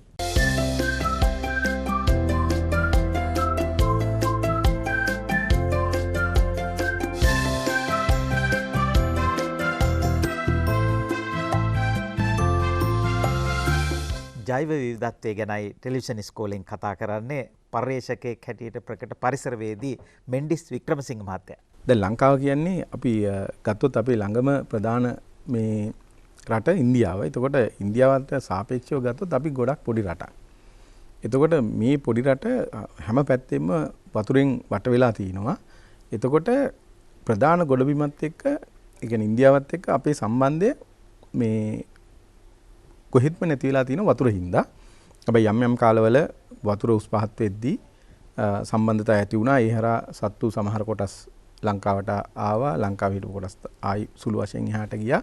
එහෙම වෙලා මේ අපිට යම් සත්ව කොටස් ටිකක් ඉතුරු වෙලා ඉන්නවා අපේ භූමිය තුල. එතකොට මේ අපි ගත්තොත් අපේ භූමියට සාපේක්ෂව අපිට විශාල සත්ව ප්‍රජාවක් ඉන්නවා. ඒ වගේම තමයි වැඩි අඩු ඉඩකදී වෙනස් වෙන මේ පරිසර පද්ධතීන් ගොඩාක් තියෙනවා. ඒතකොට මේ සුරතිස්ස මහත්තයා කලිනුත් ප්‍රකාශ කරා ආසියාවේ රටවල් ගත්තාම අපේ විවිධත්වය ගොඩක් වැඩි කියලා. ඇත්තටම දැන් ඉන්දියාව කියන්නේ විශාල භූමි ප්‍රමාණයක් තියෙන රටක්. ලංකාව කියන්නේ ඊට සාපේක්ෂව කුඩා භූමි ප්‍රමාණයක් තියෙන රටක්. එතකොට අපේ රටේ ඉන්දියාවේ ඉන්න වට වඩා විශේෂ අඩු වුණාට ඒකක වර්ග ඵලයක අපේ රටේ තමයි වැඩි විශේෂත්වයක් ප්‍රමාණයක් අපිට හම්බ වෙන්නේ. ඒකම දැන් අපි ජෛව විවිධත්වය කියන එක ගැන කතා කරද්දී මේකේ විවිධත්වය මේ අපිට දැන් ගණනය කරන්න පුළුවන් දැනට හොයාගත්ත සත්තුන්ගේ. එතකොට අපි සංඛ්‍යා කතා කරනවා. පක්ෂීන් 100යි. මම මේ උදාහරණ කියන්නේ මාළු 25යි, ගෙම්බෝ 10යි. ඒ වගේ සංඛ්‍යා අපිට කතා කරන්න පුළුවන්. එතකොට මේ සංඛ්‍යා අපි කතා කරන්නේ හරියට නිශ්චිතව අඳුනගත්තු සත්තු හින්දා. එතකොට එහෙම අඳුනා නොගත්තු ජීවීන් සෑහෙන ප්‍රමාණයක් ලංකාවේ ඉන්නවා. දැනටත් ලංකාවේ ප්‍රධාන පෘෂ්ඨවංශීන් කාණ්ඩ කීපයක් විතරයි අතරම ප්‍රධාන වශයෙන් වැඩිපුරම පර්යේෂණයන් වලට ලක් වෙන්නේ. දැන් මම ඔයගලන්ට උදාහරණයක් පෙන්නන්නම්. මෙන්න මේ උදාහරණය. මෙතන ඉන්නෝ සර්පය දෙන්නේ. දැනටත් මේ හරිම සුලභ සතෙක් ලංකාවේ තුරුහාල් දණ්ඩ කියන සතා මේ අපි දකින සතා එක විද්‍යාත්මක නමක් තියෙන සතෙක්. තුරුහාල් දණ්ඩ එහෙම නැත්නම් ඩෙන්ලාපිස් බයිෆර්නාලිස්. එතකොට දැන් මේ පින්තූර දෙක දකින ඔබට මේක පේනවා මේ සත්තු දෙන්න සාමාන්‍යයෙන් එක ප්‍රමාණයේ සත්තු දෙන්නේ. හැබැයි හොඳින් බැලුවොත් එකෙක්ගේ ඇහැ ලොකුයි අනිත් එකගේ ඇහැ පොඩි. අපි එක නමක් කියනවා සත්තු දෙන්නෙකුට. එතකොට මෙතන ඉන්නවා දැනට නම් කරපු සතෙක්. මෙතන ඉන්නවා තාම නාමකරණය නොකරපු සතෙක්. හැබැයි අපි මේවා සියුම්ම අධ්‍යයනය නොකරොත් අපි හිතාගෙන ඉන්නවා මේ මුළු භූමිය පුරාම ඉන්නේ එකම සතා කියලා. එතකොට මං කිව්වා බාහිරින් දැන් අපි S2 ගත්තොත් මේ දෙන්නගේ එකෙක්ගේ ලොකුයි එකෙක්ගේ පොඩි. එතකොට මුංගේ අභ්‍යන්තරික අවයව වලට අපි ගියොත් එහෙම විශේෂයෙන්ම හිසේ තියෙන අස්තීන් වලට දැන් ඇහැට ඉඩ දෙන්න ඕන හින්දා ඒ ඇහි තියෙන සිදුරත් එක්ක අපි මේ ඇහැ ගලුවා කියන්නකො මුගේ හිස් කබල බැලුවා කියන්නකො. එතකොට එක සතෙක්ගේ හිස් කබල ගත්තොත් ඇහැට ඇහි කුහරේ තියෙන තැන විශාලයි. එතකොට අස්තිත් ඊට සමානව මේ වෙනස් වෙලා තියෙනවා. එතකොට ඒ වෙනස වෙන්නේ මුන් ජීවත් වෙන පරිසර පද්ධතීන් එක්ක. දැන් පල්ලෙහා ඉන්න විශේෂය ගත්තොත් ඌයිනේ තෙත් කලාපේ, උඩ ඉන්න විශේෂය ගත්තොත් ඌයිනේ වීලි කලාපේ. එතකොට අපිට කලාප දෙකක ප්‍රධාන වශයෙන් අපි දකින්නේ සත්තු දෙන්නේ. හැබැයි අපි ඒ දෙන්න එක තැනකට ගෙනහැල්ලා සූක්ෂම බැලුවොත් තමයි අපිට ওই වෙනස තේරුම් ගන්න පුළුවන් වෙන්නේ. එතකොට මේ දෙන්න දෙන්නෙක් කියලා. මේ දෙන්න දෙන්නෙක් කියලා. එතකොට තාමත් මෙතන ඉන්න හඳුනා නොගත්ත ජීවියෙක්. එතකොට අපි ජෛව විවිධත්වයේ අපි කතා කරනවා සංඛ්‍යා. එතකොට මේ සංඛ්‍යා කතා කරද්දී මේ සංඛ්‍යාවන් ඉහළ නංවන්න පුළුවන් සිවුම උන් බලලා සිවුම උන් අධ්‍යයනය කරලා උන් හරියට වර්ග කරගත්තොත් විතරයි. එතකොට මේ ජීවීන් වර්ග කිරීම ජෛව විවිධත්වයේ ඉහළ නංවන්න ගොඩාක් වැදගත් වෙනවා. එතකොට ජෛව විවිධත්වයේ ඉහළ නංවන්න ගොඩක් වැදගත් වෙනවා නම් ඉහළ ජෛව විවිධත්වයක් තියෙන එකත් ගොඩාක් වැදගත් වෙනවා. එතකොට ජෛව විවිධත්වයේ ඉහළට යන එක අපිට මොනියම් හෝ රටක් විදිහට ඒක ලංකාව වෙන්න පුළුවන්, වෙන රටක් වෙන්න පුළුවන්, ගොඩක් වැදගත් වෙනවා. දැන් හිතන්න මම මේ ගත්ත උදාහරණයත් එක්ක එක සතෙක් සීමා වෙලා ඉන්නවා කුඩා පරිසර පද්ධතියකට. අනිත් සතා ඒ රටේ හැමතැනම සුලභව හම්බෙන සතෙක් වෙන්න පුළුවන්. හැබැයි අපි දන්නේ නැහැ මේ සමහර විට මොනහරි ව්‍යාපෘතියක් ඇවිල්ලා අර සුළු ප්‍රමාණයක් ඉන්න හඳුනා නොගත් ජීවියා ඉන්න තැන නැති වුණොත් අපි දැනුවත් අපි නොදැනුවත්ව තව ජීවියෙක් ලෝකෙන් නැති වෙලා යනවා. ඉතින් ඒ හින්දා මේ ජීවීන් ගැන අධ්‍යයනය කරන එක කාලීනව ලොකු අවශ්‍යතාවයක් තියෙනවා. තිස්ස මහත්තයත් කිව්වා මේ දැනට ඇත්තටම මේ ජීවීන් කියන්නේ ඇවිදින බෙහෙත් වගේ තමයි. එතකොට අපි දන්නවා ගස් වලින් නිෂ්පාදනය කරන ඖෂධ. එතකොට අපේ ගේක තිබ්බොත් එහෙම ඖෂධ පැලැටියක් අපි කවදාකවත් ඒක විනාශ කරන්නේ නැහැ. හැබැයි අපේ ගේකට ආවොත් විස සර්පෙක් අපිව මරලා දාන විස හෝ නැති. නමුත් විස සර්පෙන්ගෙන් හදන බෙහෙත් ප්‍රමාණය ගත්තොත් ඊටම විශාලයි. එතකොට මේ ඇවිදින බෙහෙත් තමයි. එතකොට මේ ජෛව විවිධත්වය අද වැඩිපුර තියෙන හින්දා තමයි අද අපි ජීවත් වෙලා ඉන්නේ. මොකද උන්ගෙන් එන බෙහෙත් අපි රෝගයන් වලට ගොදුරු වුණාම පාවිච්චි කරලා තමයි අද අපි බේරිලා ඉන්නේ. ඉතින් මම මේ මගේ ආරම්භයේ විදිහට මම ගත්තේ ජෛව විවිධත්වය ගැන කතා කරනවා නම් ජීවීන් හරියාකාරව මේ හොයාගෙන උන් හරියාකාරව නාමකරණය කරන එක ඉතාම වැදගත් කියලා පළවෙනියටම කියන්න පුළුවන්. එහෙම වුණොත් තමයි අපිට මේ සංඛ්‍යා දත්ත ගැන කතා කරන්න පුළුවන්කම තියෙන්නේ. ඒ වගේම තමයි මම පෙන්නන්නම් තවත් පින්තූරයක්. අපේ රට ගත්තොත් හැම තැනම කැලෑවල් වලින් පිරීලා. එතකොට අපි මුහුදු සීමාව ගත්තොත් අපිට මුහුදු කොරල් පර ඉඳලා යන්තම් උඩට ආපු ගමන් ඒ කියන්නේ වතුරින් උඩට ආපු ගමන් වෙරළබඩ පරිසර පද්ධතියන් අපිට තියෙනවා. ඒකම රට ඇතුළට එන්න අපිට හම්බ වෙනවා තෙත් කලාපි මේ කඩොලාන ඊට පස්සේ තෙත් කලාපි වනාන්තර ඒ වගේ හම්බ වෙනවා. එතකොට මම මේ කලින් පෙන්නපු පින්තූරේ දැන් මම පින්තූරයක් පෙන්නලා තිනවා. මේ පින්තූරේ තියෙනවා කොළ ගොඩක්. ඇත්තටම බැලුවාම ඒ කොළ ගොඩ අතරේ අර ලොකු කොලේ නාරටිය පැත්තට වෙන සතෙක් වහලා ඉන්නවා. ඉතින් මේ වැටිච්ච කොළවල බිම තට්ටුවේ ඉඳලා අපිට ගොඩාක් ඉහළ අහස දිහා බැලුවාම කුරුළු පියාඹන දකින්න. එතකොට ඒ තරම් පරාසයක් තුල මේ ජෛව විවිධත්වයේ ඉන්න සතුන් පැතිරලා ඉන්නවා. එතකොට මෙතනත් අපිට නොපෙනෙන ජීවියෙක් ඉන්නවා. ඒ වගේම සමහර ජීවීන් ඉන්නවා මේ සමනලෙක්. එතකොට මේ ඉන්න සමනලයා අපිට සමනලෙක් නිතර දකින්න සමනලෙක් විදිහට නෙමෙයි අපි දකින්නේ මූ වියලිච්ච කොලයක් වගේ. එතකොට මේව තමයි ජීවීන් උන්ගේ ආරක්ෂාවට යොදා ගන්න උපක්‍රම. එතකොට සමහර කට්ටිය සැඟවිලා ඉන්නවා. සමහර කට්ටිය ඉන්නවා වෙස්වලාගෙන ඉන්නවා. එතකොට එහෙම සත්තුත් අපිට ඉන්නවා අපේ විවිධත්වයේ තුල. එතකොට සූර්යදිස මාත්‍යත් කිව්වා මේක හරි රසවත් සිද්ධියක් කියලා. ඇත්තට මෙහිම මේ වගේ අධ්‍යයනයන් කරද්දී සතුන්ගේ විවිධ චර්යා නිරීක්ෂණය කරන්න පුළුවන්. උන්ගේ විවිධ වර්ණ රටා නිරීක්ෂණය කරන්න පුළුවන්. ඉතින් හිතා ගන්න බැරි පුළුල් පරාසයක් තියෙනවා මේ හා සමානව. ඒක මෙතන මම තව එකක් පෙන්නනවා. මෙතනත් ඉන්නවා ගෙම්බෙක්. එතකොට මේ සතා සම්පූර්ණයෙන්ම මේ තියෙන අවට පරිසරයත් එක්ක සැඟවිලා අනිත් සතුන්ගෙන් බේරිලා ඉන්නවා. ඉතින් ඒ වගේ ජීවීන් ලංකාවේ ඉන්නවා. හැබැයි මේ එකෙක්වත් වෙන රටවල් වල ඉන්න ජීවීන් නෙවෙයි. එතකොට මෙතනත් ඉන්නවා ඒ වගේම තව සතෙක්. මම මේක කියන්නේ වෙන කතාවක්. දැන් මේ ඉන්නේ ලයිකන් ස්පයිඩර්ස්ලා කියලා. මේ තිස්ස මහත්තයත් කිව්වා අපේ තියෙන ලයිකන්ස් ගැන ඒවයින් කොච්චර අපි වැඩ ගන්නවද කියන එක ගැන එතුමා කතා කරා. එතකොට මෙතන ඉන්නවා මේ ලයිකන ආශ්‍රයීම්තවම ජීවත් වෙන තව මකුළුවෙක්. එතකොට උන්ට අපි කියනවා ලයිකන් ස්පයිඩර්ස්ලා කියලා. දැන් අපි ගත්තොත් එහෙම මේ ලයිකනේ විතරයි මේ සතාට හැංගිලා ඉන්න පුළුවන්කම තියෙන්නේ. වෙන ලයිකන්ස් වල ඉන්න බෑ. එතකොට අපි වෙනත් රටවල් වලින් අපි ගස් ගේනවා. වෙනත් කැලෑවල් වලින් අපි ගෙනත් දානවා තව ගස්. එතකොට අපි හිතන්නේ කුඹුක් ගහක් කියලා. එතකොට කුඹුක් වැවෙන්නේ නැති පරිසරයකින් අපි ගෙනහැල්ලා කුඹුක් ගහක් හිටවනවා වෙනත් පරිසරයක. එතකොට ඒ ගහේ ඉන්න ජීවීන් ඒ පරිසර පද්ධතියට හුරු වුණාට නමුත් ආගන්තුක පරිසර පද්ධතියකට ඒ සත්තුන්ට ඒක ඔබින්නේ නැහැ. දැන් අපේ රටේ අපි හිටවලා තියෙනවා වෙනත් රටවලින් ගෙනාපු මේ ශාක වර්ග විශේෂයෙන්ම යුකලිප්ටස් වගේ දේවල්. දැන් ඒවේ වාර්ෂික පොතු ගැලවි යනවා. එතකොට ඒ ගැලවෙන පොතු වල මේ ලයිකන්ස් වගේ දේවල් හැදෙද්දී ඒවත් වාර්ෂිකව කඩාගෙන වැටෙනවා. ඉතින් ඒ කඩාගෙන වැටීමත් එක්ක මේ ඉන්න සත්තුන්ගේ ජීවිතවලට හානියක් සිද්ධ වෙනවා. එතකොට ක්‍රමක්‍රමයෙන් මේ හැම සතම අපි නොහිතන පොඩි දේවල් ඉඳලා නෂ්ට වෙන්න ගන්නවා. ඒකෙන් අපේ ජෛව විවිධත්වය අපි හිතනවට වඩා ලොකු ප්‍රමාණයකින් හානි වෙනවා. ලයිෆ් බොයි ෂැම්පූල ඇති කිරි ප්‍රෝටින් සහ මල්ටිවිටමින් හිසකෙස් මුල සිට පෝෂණය කර ශක්තිමත් කරයි.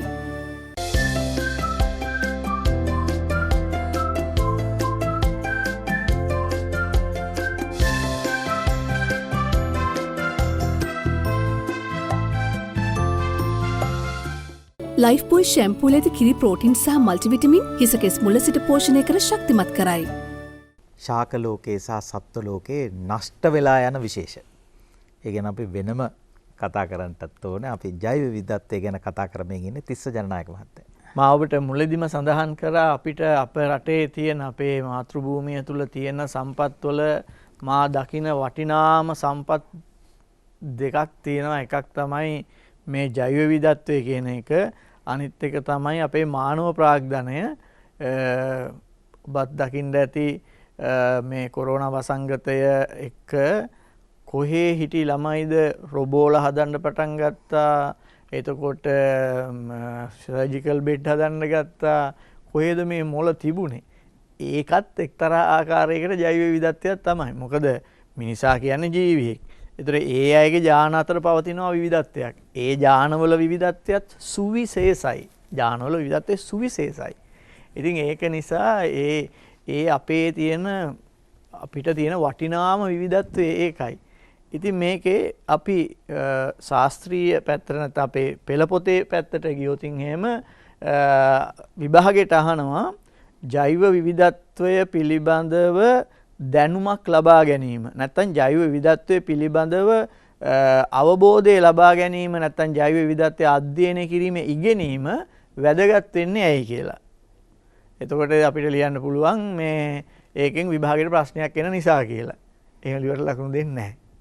මේ අපෙන් අහන්නේ මොකටද රටක් විදිහට අපි ජෛව විවිධත්වය ඉගෙන ගන්න කියලා. ඒක කියනවා පළවෙනි එක මේ ජෛව විවිධත්වය ගැන අධ්‍යයනය කිරීම අපිට වැදගත් වෙනවලු අපිට ආහාර ඖෂධ ඇතුළු විශාල නිෂ්පාදන වර්ග ප්‍රමාණයක් අපිට ජෛව විවිධත්වයෙන් ලැබෙනවා. ඒක ඇත්තනේ කවදා හෝ දවසක අපි මේ වගා කරන මේ වී වර්ග එතකොට මේ එළවලු මේ පළතුරු දැන් අපි ගෘහස්ථකරණය කරලා කෘෂිකාර්මික භෝග බවට පත් කරගත්තට අසන්ත මහත්මයා ඔය මුල්ම කාලේ ඕවා තියෙන්න ඇත්තේ කැලේනේ නේද? ඒකෙන්නේ අපි ගේන්න ඇත්තේ. දැන් අපි බල්ලා ගෘහස්ථකරණය කර සතෙක් වුණාට පූසත් ගෘහස්ථකරණය වෙච්ච සතෙක් වුණාට උනුත් එහෙම නෙින්ද ඇත්තේ. ඉතින් හරකත් එහෙමයිනේ අශ්වයත් එහෙමනේ. අර ඔය ඩෙල්ෆ් වල ඉන්නේ අතැහලා දාපු අශ්වයෝ නේද? ඔයන් තරම් ඒ වගේ. ඉතින් ඒක නිසා අපිට ආහාර ඖෂධ ඇතුළු ගොඩාක් නිෂ්පාදන ලබා ගන්න අපිට ජෛව විවිධත්වය වැදගත් වෙනවා කියලා තියෙනවා. ඊළඟට පාරිසරික කෘත්‍යයන් පවත්වාගෙන යාමට. ඒකේ උදාහරණයක් විදිහට ගත්තොත් එහෙම මේ ලෝකේ ඉන්න සියලුම සත්වයෝ ගත්තොත් සතුන්ට ශ්වසනය කරන්න ඔක්සිජන් ඕනේ. ඒ ඔක්සිජන් ලබා දෙන්නේ ප්‍රභා සංශ්ලේෂණයෙන්. ප්‍රභා සංශ්ලේෂණය කරන්න ශාක ඕනේ. ඒතර ශාක ප්‍රභා සංශ්ලේෂණය කරලා ඔක්සිජන් ලබා දෙනවා. සත්තු ශ්වසනය කරලා කාබන් ඩයොක්සයිඩ් පිට කරනවා. සත්තු පිට කරන කාබන් ඩයොක්සයිඩ් ටික ශාක ගන්නවා. ශාක පිට කරන ඔක්සිජන් ටික සත්තු ගන්නවා. එතකොට ඒ විදිහට පාරිසරික කෘත්‍යයන් අන්තර් සම්බන්ධතාවය පවත්වාගෙන යන්න ජෛව විවිධත්වයක් තියෙන එක වැදගත් වෙනවා. අපි හිතමු ලෝකෙ තිබුණේ ඔක්කොම හිටියේ මේ ස්වායුලස ශ්වසනය කරන සත්තු විතරයි නම් කො අපිට ඔක්සිජන්. ඒ නිසා විවිධත්වය අත්‍යවශ්‍යයි. ඊළඟට මේ විනෝදාත්මක වශයෙන් වැදගත් වෙනවා කියන එක. ඒක නම් අමුතුවෙන් කියන්න දෙයක් නැහැ. දැන් අපේ රටේ ගොඩාක් අපේ තරුණ දූලා පුතාලා සමහරවිට මේ විනෝදය ලබන විදිහ එහෙම නැත්නම් රසවින්දනය ගීතයක් හෝ එහෙම නැත්නම් විශේෂයෙන්ම පරිසරය රසවින්දනය කරන විදිහ දන්නේ නැහැ. පරිසරය රසවිඳිනවා කියන්නේ ඒක අමුතුම කලාවක්නේ. එතකොට අපේ මනස කොයිතරම් සුවපත් වෙනවද? මනස සුවපත් වෙනවා. ඉතින් එතකොට ඒ වගේම තමයි මේ එය රස විඳීම සඳහා විදේශ රටවල් වල ඉඳන් හොයාගෙන මෙහෙට ඇය එනවා. එතකොට අපිට එකෙන් විදේශ විනිමයත් ලැබෙනවා. මම මේ කතා කරන්නේ ජෛව විවිධත්වයේ තියෙන වටිනාකම. ඊළඟට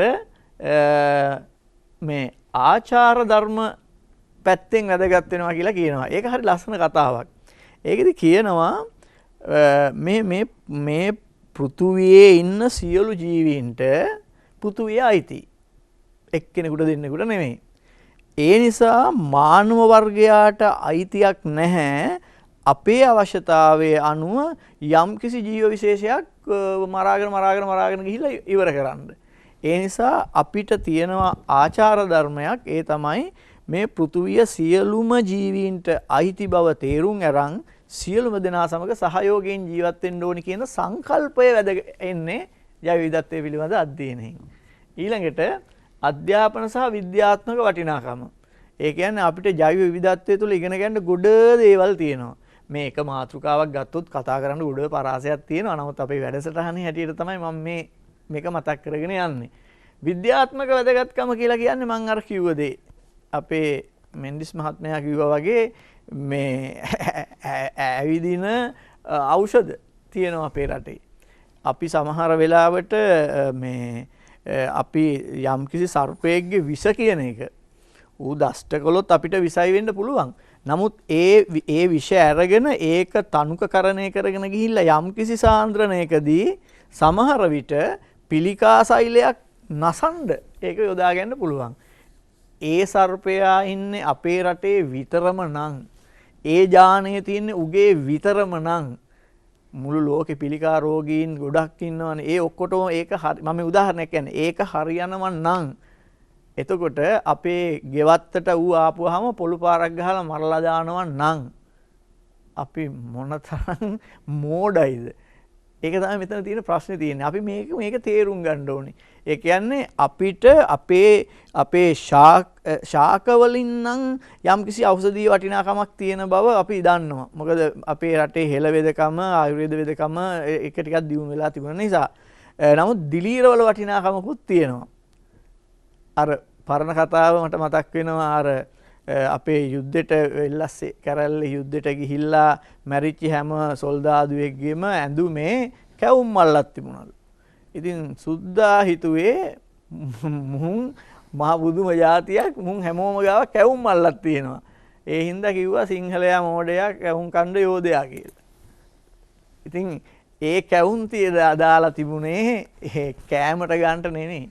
ඊතල පාරක් වැදුනහම ඒ ඊතල පාර වැදුන තැන අරකින් කැවුමක්. ඒවා පුස්කාපු කැවුම්. පුස්කාපු කැවුම් කියන්නේ ඒකේ දිලීරයක් වර්ධනය වෙලා තියෙනවා. මා දන්නේ නැහැ කියන්න හරියටම ඒ දිලීරේ මොකක්ද කියලා. ඒ දිලීරේ මොකක් හෝ ඇන්ටිබයොටික් එකක්. ඒ කියන්නේ ප්‍රතිජීවක ඖෂධයක් නිපදවනවා වෙන්න ඇති. ඒක මෙතෙන්ට තියලා ගැට ගහපුවාම ඒ ඇන්ටිබයොටික් එක හින්දා මෙතන වර්ධනය වන පේශි කුණු වෙන්න හේතු වන බැක්ටීරියාව විනාශ වෙනවා. එතකොට මම කිව්ව උදාහරණයක්. ඉතින් ඒ විදිහට මම කියන්නේ අපේ රටේ තියෙන දිලීර ශාක සතුන් තුල පවතින ජාන වලින් නිපදවා ගන්න පුළුවන් ඖෂධ ප්‍රමාණය ගැන බැලුවොත් අපි ඒකෙන් 0.0.0.0.1ක්ව ප්‍රයෝජනයක් අරන් නැහැ කියන එකයි මගේ විශ්වාසය. ඉතින් ඒක නිසා අපිට ජෛව විවිධත්වය ඒ සඳහා වැදගත් වෙනවා. ඊට පස්සේ කියනවා සමාජ සංස්කෘතික හා ආගමික වශයෙන් අපිට ජෛව විවිධත්වය වැදගත් වෙනවා කියලා. ඒක මේ එක කොටසක් මම අරන් කියන්නම්. අපේ රටේ තියෙනවා ගස් 28ක් බෝධීන් වහන්සේලා කියලා නම් කරලා තියෙනවා. සුලභව බෝධිය, ඇසතු බෝධිය, ඒක තමයි අපිට නිතර ඇස ගැටෙන්නේ. නමුත් බුදුවරු 28කට සෙවන දුන් බෝධීන් වහන්සේලා ලෙස ශාක වර්ග 28ක් තියෙනවා. එතකොට නාබෝධිය එහෙම තියෙනවානේ. එතකොට ඒ ගස් ටික බැලුවොත් ඒ අතර කොච්චර විවිධත්වයක් තියෙනවද? එතකොට ඒ ටික ආගමික වශයෙන් ගත්තාම කොයිතරම් වටිනවද? එතකොට ආන්නේ විදිහට එතකොට දැන් අපි තව දෙයක් ගන්න ඕනේ. අපේ ආදිවාසීන් ඉන්නවනේ. අපේ ආදිවාසීන් කියන්නේත් මේ ජෛව විවිධත්වයේ කොටසක්. එතකොට ඒගොල්ලන්ගේ සංස්කෘතිය අපේ සංස්කෘතිය අංග වලට වඩා වෙනස්. ඒ සංස්කෘතියත් මේ ජෛව විවිධත්වයට අයිති වෙනවා. ඒ නිසා ආහාර හා ඖෂධ ලබා ගැනීම, පාරිසරික සමතුලිතතාවය පවත්වා ගැනීම, විනෝදාත්මක වශයෙන් වැදගත් වෙන එක, ආචාර ධර්ම වශයෙන් වැදගත් වෙන එක, අධ්‍යාපනික සහ විනෝදාත්මක වශයෙන් විද්‍යාත්මක වශයෙන් වැදගත් වෙන එක, සමාජ සංස්කෘතික හා ඊට පස්සේ ආගමික වශයෙන් වැදගත් වන වැදගත්කම් රාශියක් අපේ ජෛව විවිධත්වය තුල තියෙනවා. ඉතින් ඒ නිසා තමයි අපි අපේ ජෛව විවිධත්වය රැකගන්න ඕනි.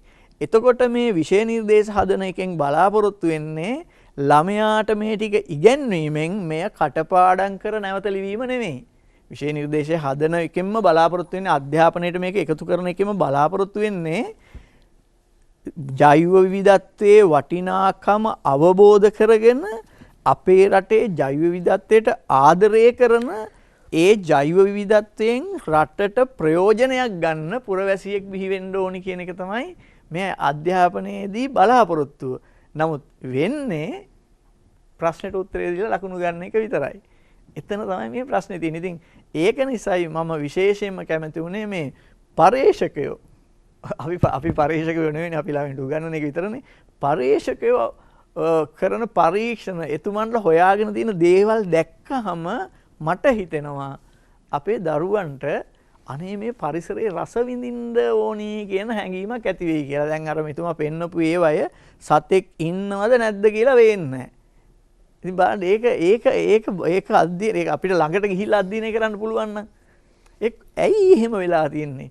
කොයිතරම් මේ සතුට, මේ සැනසීම, මේ නිවීම වෙන මොහොකින්ද ගන්න පුළුවන් ජෛව විවිධත්වය අධ්‍යයනය කරන්න නැතුව.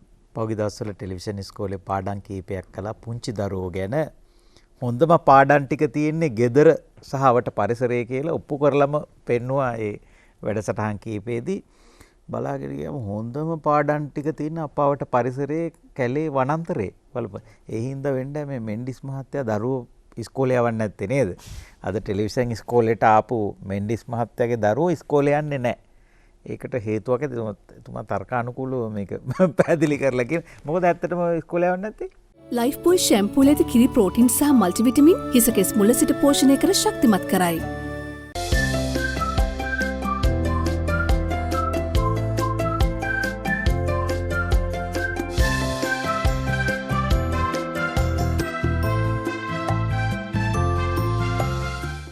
ලයිෆ් බොයි ෂැම්පූල ඇති කිරි ප්‍රෝටින් සහ මල්ටිවිටමින් හිසකෙස් මුල සිට පෝෂණය කර ශක්තිමත් කරයි. ඉස්කෝලේ ගියොත් හරිම සීමාවක් තමයි ඉගෙන ගන්නේ. හැබැයි ගෙදර හිටියොත් සීමාව මායින් නැතුව ඉගෙන ගන්න පුළුවන් දරුවන්ට. මේ මොකද දැන් ඉස්කෝලේ ගියොත් ළමෙක් දකින්නේ යාළුවෝ ටික විතරයි. රටේ ඉතුරු දරුවෝ දකින්න, ඉතුරු තැන් ටික දකින්න හරිම අඩු සීමාවක් ලැබෙන්නේ. හැබැයි අපිත් එක්ක හිටියොත් අපි රට පුරාම ඇවිදිනවා. හැම තැනම යනවා. ඉතින් අපේ දරුවෝත් හැම තැනම යනවා. ඒගොල්ලන්ට රටේ විවිධ පැතිවල විවිධ යාළුවෝ ඉන්නවා. ඒගොල්ලෝ සමකාලීනව නෙවෙයි. අපිට සමකාලීනව හම්බෙන්නේ අපේ පාසල් අවදී විතරයි. සමහරු කියයි ඉතින් එකට හිටපු යාළුවෝ තමයි දිගටම ඉන්නේ කියලා. අපේ දරුවන්ටත් එහෙම යාළුවෝ ඉන්නවා. මොකද විවිධ ක්‍රියාකාරකම් ගොඩක් කරනවා. ඉතින් ඒ අවස්ථාව අනිත් පාසල් යන දරුවන්ට නැහැ. ඒතකොට දැන් මේ වගේ ව්‍යසනයක් අරගෙන බැලුවොත් හැම දරුවම දැන් ගෙදර. අපි කරන දේම තමයි දැන් කරන්නේ. එතකොට මේ දැන් පාසලේ අපි දකින්න දේ දැන් තිස්ස මහත්තයත් කිව්වා සිංහරාජයේ ගියොත් එහෙම මේ අපි දැකලා තියෙනවා එහෙම ආපු පිරිස් බැන බැන යන්නේ මොනවාද මේකට ඇවිල්ලා දැක්කේ කියලා. දැන් මමත් කුඩා දරුවෝ ගෙනියනවා. මම සිංහරාජයේ ගියොත් මට උපරිම යන්න පුළුවන් දවසකට මීටර් 100යි. ඒ ඇවිදින්න බැරි කමකට නෙවෙයි. දවසක් මදි මීටර් 100ක් යන්න එච්චර දේවල් ගොඩක් තියෙනවා. එතකොට අපේ දරුවන්ට අවශ්‍ය අවස්ථාව තියෙනවා ඒ දේවල් බලන්න, විවිධ පැතිවල යන්න, විවිධ යාළුවෝ හම්බෙන්න, විවිධ අත්දැකීම් ගන්න. හැබැයි පාසලකට කොට වුණොත් ඒ දේ විතරයි. දැන් කවදාකවත් සිංහරාජේ නොගිය ගුරුවරයෙක් කවදාකවත් සිංහරාජේ දැකපු නැති ළමයෙකුට සිංහරාජය ගැන උගන්වනවා. දැන් අපේ ළමයි ප්‍රායෝගිකව එතෙන්ට ගිහිල්ලා ඒක ගැන අධ්‍යයනය කරලා ඉගෙන ගන්නවා. එතකොට ඒගොල්ලෝ තනිකරම ප්‍රායෝගික අත්දැකීමක් ප්‍රායෝගික මේ වැඩක් කරන්නේ. ඒ වගේම තමයි පාසල් දරුවෙක් මේ වාරයකට පාරක් විභාගයක් කරනවා. හැබැයි අපේ දරුවෝ හැම මොහොතෙම විභාගයක් කරනවා, ජීවිතේ විභාගය. ඒ වගේම මෙන්ඩිස් මහත්තයා ගෙදරදී ඒ මිදුලේ ඉන්න කූඹිය දැක්කේ නැති, කඩිය හරියට දැක්කේ නැති, දිමිය දැක්කේ නැති ළමයි පාසල් ගිහිල්ලා අධ්‍යාපන චාරිකාවක් යන සත්තුවත්ත බලන්න. ඔව්. ඒ ගිහිල්ලා ඉන්න දිමියව හරියට දැකලා නැහැ. කඩියව රූපයක් ඇඳලා නැහැ. මේ කූඹියව හරියට දැකලා වේයව හරියට දැකලා හොඳින් නිරීක්ෂණය කරලා නැති ළමයව අධ්‍යාපන චාරිකාවක් යන ලොකු සත්තු බලන්න. හැබැයි දැන් මේක අතුරු ප්‍රශ්නයක් මම මේ ගැලපුණ හින්දා මම මේ ඇහුවේ. දැන් රටේ නීතිමය ප්‍රතිපාදන වල හැටියට හැම දරුවෙක්ම පාසල් යන්න ඕන. හැම දරුවෙකුටම අධ්‍යාපනය දෙන්න ඕනේ. පාසල් යන්න කියලා නැහැ. එතකොට දැන් අපි ගත්තොත් එහෙම මේ ජාත්‍යන්තර පාසල් ඒවා මොන කැටගරි එකද තියෙන්නේ? ඒවා ඇවිල්ලා මේ බිස්නස් එකක් විතරයි. එතකොට දැන් අපි පාසල් ගත්තොත් අපිට කොළඹ තියෙන පාසලක වගේ නෙවෙයි වෙලංගිට කුමාරතැන්න වගේ දුෂ්කර පාසලක ළමයෙකුට තියෙන්නේ. ඒ පාසල් වල ඇත්තටම උගන්වන්නේ නැහැ. උගන්වන්නේ එළවලු හිටවන්න. මොකද හේතුව මේ කිලෝමීටර් 13ක් තියෙනවා 13ක් නෙවෙයි 16ක් තියෙනවා ළඟම ටවුන් එකට. ඒ හරහා ළමයක් ටවුන් එකට ආවොත් අලි ගහලා මැරෙන්න පුළුවන් වාතාවරණයක් තියෙනවා. ඉතින් මට මතකයි මම වැඩ කරා ඔය චන්ද්‍රිකා කුමාරතුංග මහත්මියගේ කාලේ පැයකින් වෙලාව වෙනස් කරද්දි ඔය කියන ප්‍රදේශේ. එතකොට පැයකින් වෙලාව වෙනස් කරා. එතකොට 6 වුණා. එතකොට ඇත්තටම 6ට තමයි දැන් 4ට ගෙදරින් පිට වෙච්ච ළමයා දැන් යන්න ඕනේ 6ට. එතකොට ළමයා 6ට යනකොට අලියා මේ වෙලාව වෙනස් කරා කියන එක දන්නේ නැහැ. ඌ එතන. ළමයෙකුට යන්න බෑ. ඉතින් එහෙම ප්‍රශ්න වෙලා ළමයින්ට අලි ගහලා මැරිච්ච එහෙම අවස්ථා තිබුණා. ඉතින් අපි පරිසරයත් එක්ක ජීවත් වෙන්න ඕනේ මේවා දැනගන්න. ඉතින් ඔබට ගැටලුවක් පැන නැගිලා නැහැ. කිසිම ගැටලුවක් නැහැ. ගැටලුවක් ඕන අවස්ථාවක આવොත් මම ඕන වෙලාවක සූදානම් මගේ දරුවෝ දෙන්න තරඟ කරන්න නෙවෙයි පුළුවන් නම් හැකියාවන් දක්ෂතාවයන් එක්ක ඕන කෙනෙකුට බලන්න පුළුවන් මේගොල්ලෝ කොතනද ඉන්නේ කියලා. අපි යන රටාව අපි යන රැල්ල අනුව සහතික ඉල්ලනවා, විභාග ඉල්ලනවා, රැකියාවලට යද්දී පසුතැවීමක් ඇති වෙන එකක් නැද්ද? රැකියාවල් අපි වර්ග කරලා තිනවා මේ ඒවා උස් පහත්කම් දීලා තියෙනවා. මම කියන්නේ එහෙම එකක් නෑ. මම අපේ දරුවන්ට කියන පළවෙනි දේ තමයි මමත් බීරින්දක් දෙන්නම. මොනම රැකියාවක් කරන එක හරියට කරන්න. ඒක හරියට කරොත් මම දන්න පෞද්ගලිකව මම දන්න උදවියේ ඉන්නවා. පොල් කඩලා මාසික ආදායම ලක්ෂ 7යි. පොල් කඩලා. ඒ 2007 අවුරුද්දේ මේ මිනිස්සු මට හම්බ වෙන්නේ. එතකොට එහෙම මිනිස්සු ඉන්නවා. එක්කෙනෙක් ජීවත් වෙනවා පොඩි ගේක කුණු ගොඩක් තියෙන ගේ ඉස්සරහා. කුණු ගොඩෙන් තමයි ගේ හදන්නේ. විශාල ගයක් හදනවා. කුණු ගොඩ දාපු දේවල්. මේ මිනිස්සු ඇත්තටම පොසත් ඇත්තටම උගත්. අපි මේ පාසලෙන් ගන්නේ දැනුමක් විතරයි. ඒකත් කටපාඩම් කරපු දැනුමක්. දැන් උදාහරණයක් විදිහට මට ඔබෙන් පොඩි අතුරු ප්‍රශ්නයක් අහන්න ඉඩ දෙනවද? ඔබේ ළමා ඔබේ දරුවෝ දෙන්න අපේ රටට ආදරේද? රටට විතරක් නෙවෙයි. හැම කෙනාටම රටට කියන එකෙන් අදහස් කරේ මුළු පරිසරය මේ ජීව විවිධත්වය ඒකට ඇත්තටම ආදරේද? ඇත්තටම ආදරේ. මොකද හේතුව ඒගොල්ලෝ අනවශ්‍ය විදියට බත් ඇටයක්වත් බෙදාගන්නේ. දැන් මට මතකයි මේ පහුගිය දවස්වල අධ්‍යාපන අමාත්‍යාංශයයි පරිසර අමාත්‍යාංශයයි ජාතික අධ්‍යාපන ආයතනයත් එක්ක 6-11 විද්‍යා විෂය නිර්දේශයේ උගන්වන ගුරු මහත්මයින් පුරුදු පුහුණු කරනවා ජෛව විවිධත්වයේ පැත්තෙන් ඒගොල්ලෝ මොනවද උගන්වන්න ඕනි කියලා.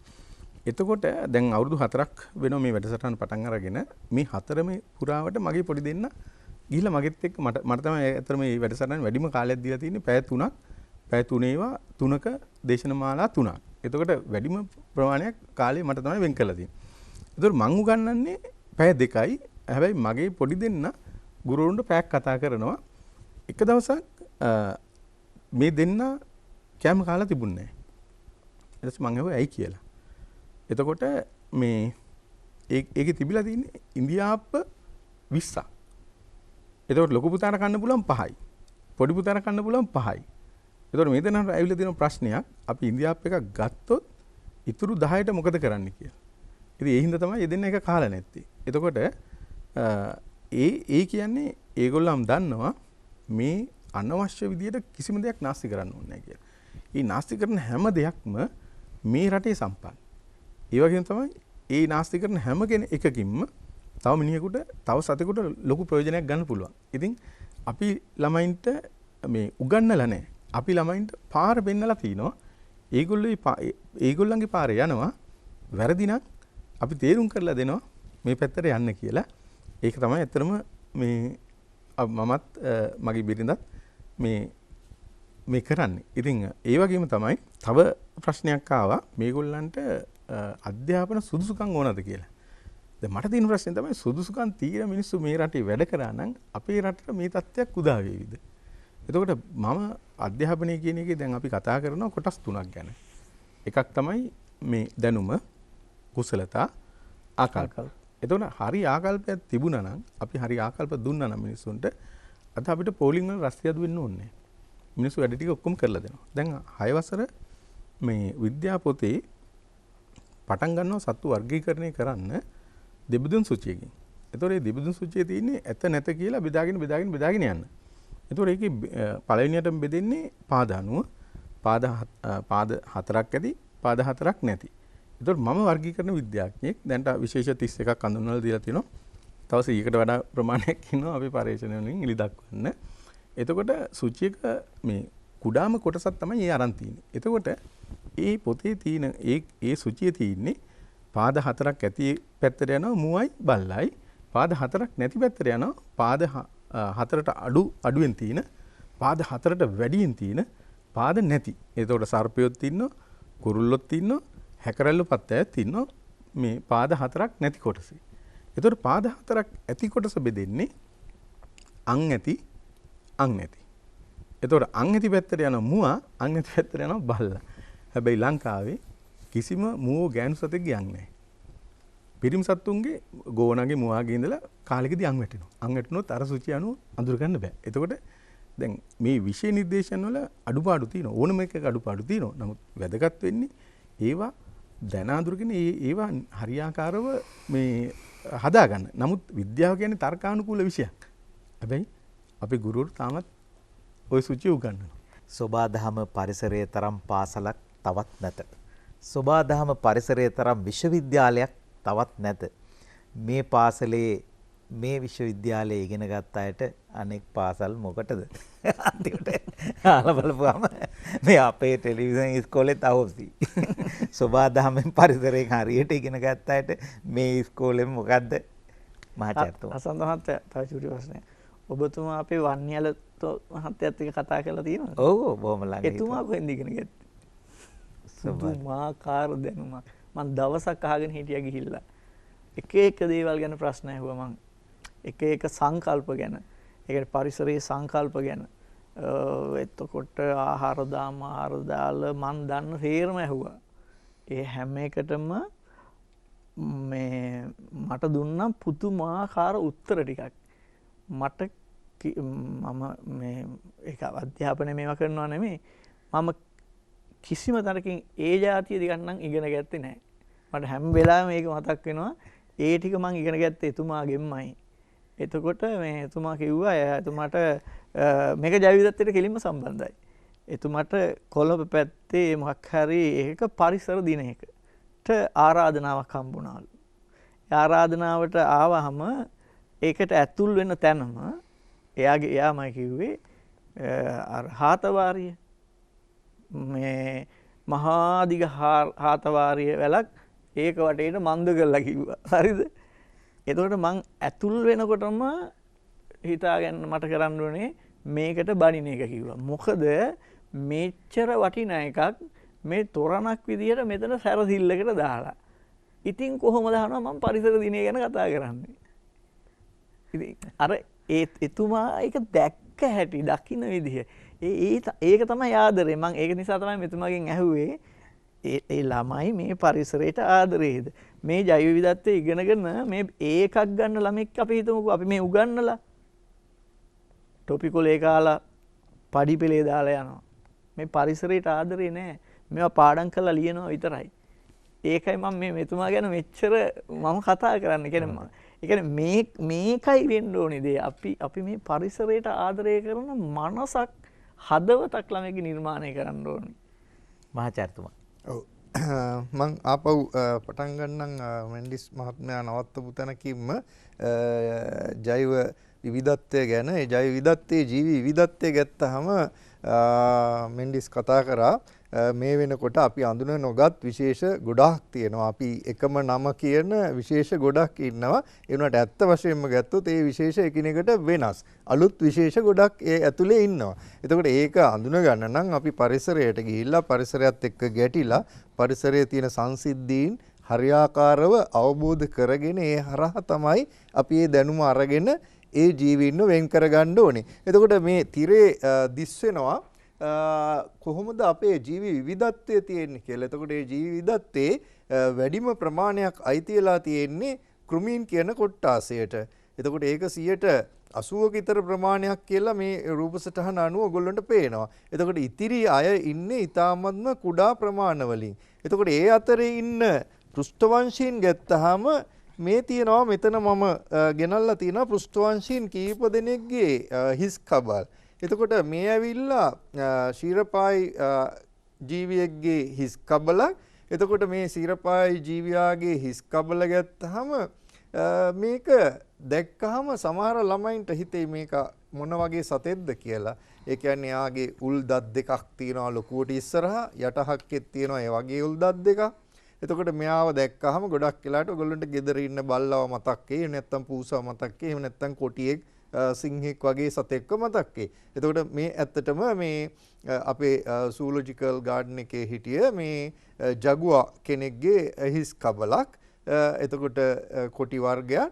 එතකොට එයාගේ හිස් කබලේ තියෙන විශේෂ ලක්ෂණ ඒගොල්ලෝ බලන්න මේ උල් දත් දෙකක් තියෙනවා. ඒ දත් අපි කියනවා මේගොල්ලොන්ගේ රදනක දත් කියලා. එතකොට රදනක දත් විශාල වශයෙන් දික් වෙලා තියෙනවා, උල් වෙලා තියෙනවා. එතකොට මේකල්ලන්ගේ මේට ප්‍රධානම අනුවර්තනය තමයි මේකෙන් අපි කියන්නේ මේගොල්ලෝ මේ මාංශ භක්ෂක ජීවිතයක් ගත කරන අය කියලා. එතකොට ඒකම මේගොල්ලොන්ගේ මේ උඩු හනුවේ මෙතන පේනවා මේ කැපුම් දාර තියෙන දතක්. මේක මේගොල්ලොන්ගේ මේ උඩු හනුවේ තියෙන හතරවන පුරස්චාරක දත. ඒ කියන්නේ අපි ගත්තොත් එහෙම ශීරපායිගේ කටේ තියෙනවා දත් වර්ග හතරක්. කෘන්තක, රදනක, පුරස්චාරක, චාරක කියලා. එතකොට ওই දත් වර්ග හතර ගොඩක් ශීරපායෙන් ගෙන්නේ අවස්ථා දෙකකදී. කට්ටියක ගේනවා කිරි දත් කියලා අපි කියනවා. අනිත් දත් වර්ගයේ ස්ථීර දත් කියන. එතකොට කිරි දත් එන්නේ යම්කිසි කාල සීමාවකදී, ස්ථීර දත් එන්නේ තවත් කාල සීමාවකදී. එතකොට දැන් අපි ගත්තාම අපේ කිරි දත් 20ක් තියෙනවා කියලා තමයි අපි දන්නේ. එතකොට මේ 20න් අපේ නැති දත් වර්ගයක් තියෙනවා. ඒ නැති දත් වලට අපි කියනවා පුරස්චාරක දත කියලා. එතකොට එහෙනම් මේ දැන් මෙතන මම මේ කිව්ව උඩුහණුවේ තියෙන දත ඇවිල්ලා මේගොල්ලොන්ගේ හතරවෙනි පුරස්චාරක දත. ඒක ඒගොල්ලොන්ගේ කැපුම් ධාරයක් සහිත දතක් බවට පත් වෙලා තිනවා. ඒකට අපි කියනවා ඡේදක දත කියලා. ඡේදක දත. එතකොට මේගොල්ලොන්ගේ මේ යටිහණුවෙත් තියෙනවා ඒ වගේම ඡේදක දතක්. ඒ දතයි උඩහණුවේ දතයි එකට එකතු වෙලා මේ විදිහට කට අරිනකොට වහනකොට ඒගොල්ලෝ ගන්න මාංශ කැපීම සිදු වෙනවා එකෙන්. එතකොට ඒක ඒගොල්ලොන්ගේ ජීවන රටාව අනුව වෙච්ච අනුවර්තනයක්. ඒකව මේගොල්ලොන්ගේ කට මේ විශාල වශයෙන් අරින්න පුළුවන්. ලොකු ගොදුරු අල්ල ගන්න පුළුවන්. එතකොට ඒ අල්ල ගැනීම සඳහා මේ කට විශාල වශයෙන් අරින්න මේගොල්ලොන්ට මේගොල්ලොන්ගේ මේ යටි හනුව උඩු හනුවට සම්බන්ධ වෙන්න ඇලියක් තියෙනවා. මෙතන ඇලියක් තියෙනවා. එතකොට තීරයක් ඇලියක් තියෙනවා. එතකොට මේ තීරයක් ඇලිය තුල මේගොල්ලන්ට පුළුවන් මේ කටේ උඩු හනුව හා යටි හනුව මේ විදිහට ස්වල්පයක් දෙපැත්තට කරන්නයි ඒකම කට විශාල වශයෙන් විවර කරන්නයි. එතකොට ඒක ඒගොල්ලොන්ගේ මාංශ භක්ෂක ජීවිතය සඳහා තියෙන අනුවර්තනයක්. එතකොට ඒකම මේගොල්ලොන්ගේ මේ පේශීන් හොඳට සවි වෙන්න මේ විදිහට මේගොල්ලොන්ගේ කම්බුල දෙපැත්තේ පිම්බිච්ච අස්ථි දෙකක් තියෙනවා. මේකට අපි කියනවා යුග වක්‍රය කියලා. එතකොට මේ යුග වක්‍රය ප්‍රධාන වශයෙන්ම කානිවෝරා ජීවීන්ගේ එහෙම නැත්නම් කියන මාංශභක්ෂක ජීවීන්ගේ ලාක්ෂණික දෙයක්.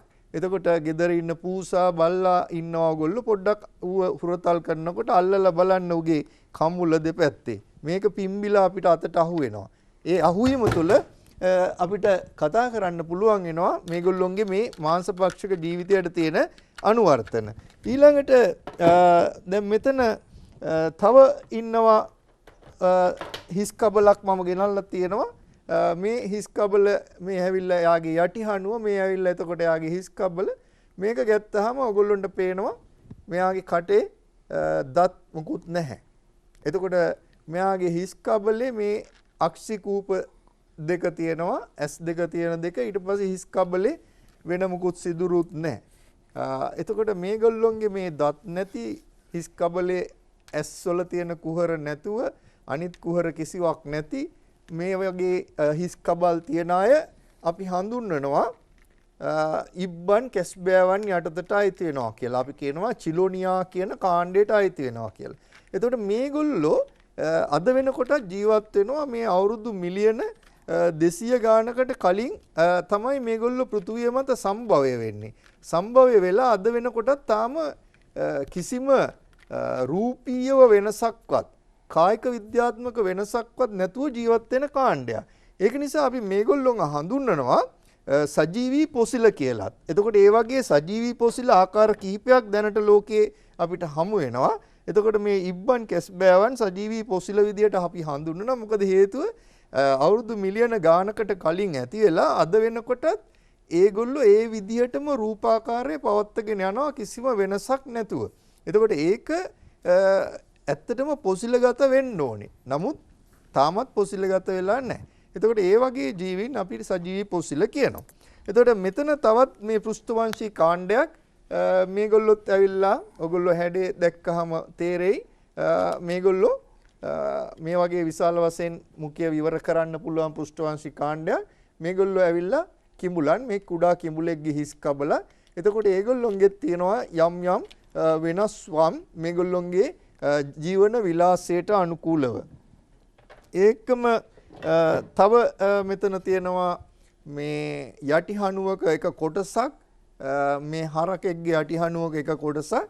එතකොට ඒකෙදි ඔයගොල්ලොන්ට පැහැදිලි වෙනවා මේ හරකගේ යටිහනුවේ ඉස්සරහා කෘන්තක දත් ටික තියෙනවා යටිහනුවේ උඩුහනුවේ කෘන්තක දත් නැහැ. එතකොට ඔයගොල්ලෝ පරිසරයේදී නිරීක්ෂණය කරන්න ඕනේ සත්තු දිහා බලනකොට අන්න ඒවා නිරීක්ෂණය කරාම ඔයගොල්ලන්ට පුළුවන් ගොඩක් දේවල් ඉගෙන ගන්න. එතකොට මේ තියෙන්නේ ඒගොල්ලොන්ගේ හක්කේ තියෙන දත් ටික.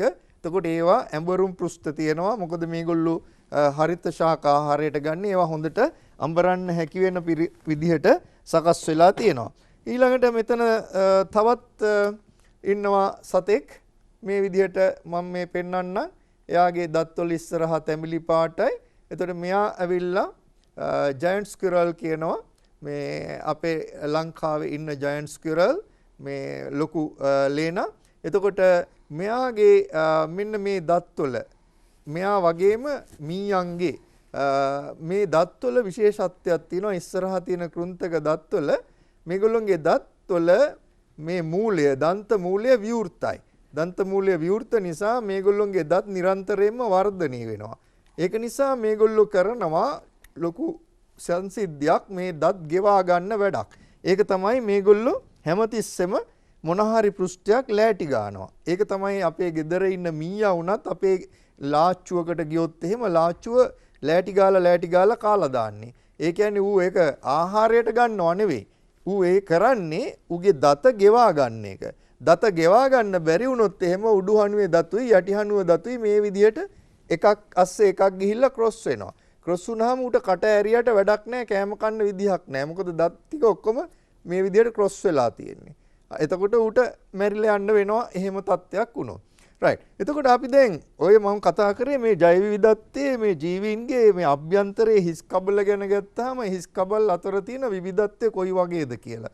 දැන් 30ක කිව්වා ජීවීන් අතර මේ විවිධත්වය විශේෂ විවිධත්වය ප්‍රධාන වශයෙන්ම ඇවිල්ලා තියෙන්නේ ජාන විවිධත්වය නිසා නැත්නම් ප්‍රවේණික විවිධත්වය නිසා.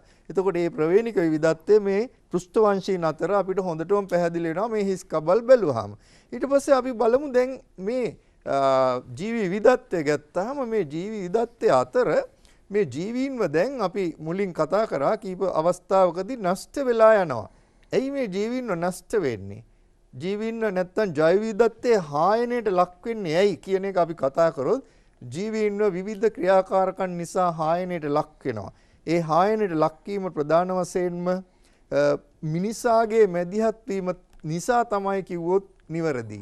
ඇයි මිනිසාගේ මැදිහත් වීම නිසා මේ ජීවීන් හායනයට ලක් වෙන්නේ? අපි බලමු උදාහරණ කීපයක්.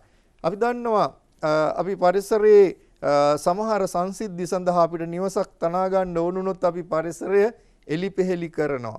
ඒ එලිපෙහෙලි කිරීම තුළ මොකද වෙන්නේ? ඒ ස්ථානයේ යම්කිසි සතෙක්ගේ නැත්නම් සතුන් කාණ්ඩයක වාසස්ථානයේ බවට පත් වෙලා තිබ්බ ස්ථානයක්. එතකොට මේ වාසස්ථානය තමයි අපි විනාශ කරන්නේ. වාසස්ථානය තමයි අපි සුද්ධ කරලා අයින් කරන්නේ. එතකොට මේ වාසස්ථානය තුල ඉන්න සමහර සත්තුන් වෙනත් වාසස්ථානයක ජීවත් වෙන්න බැරි අය. අර මෙන්ඩිස් මහත්මයා කිව්වා වගේ අර ලයිකන් ස්පයිඩර්. එතකොට ලයිකන් ස්පයිඩර් ඒ ලයිකන් වර්ගය ඉවත් වුණොත් ඒ ලයිකන තියෙන ගහ ඉවත් වුණොත් ඒ ලයිකන් ස්පයිඩර්ට වෙන තැනක ඉන්න බෑ.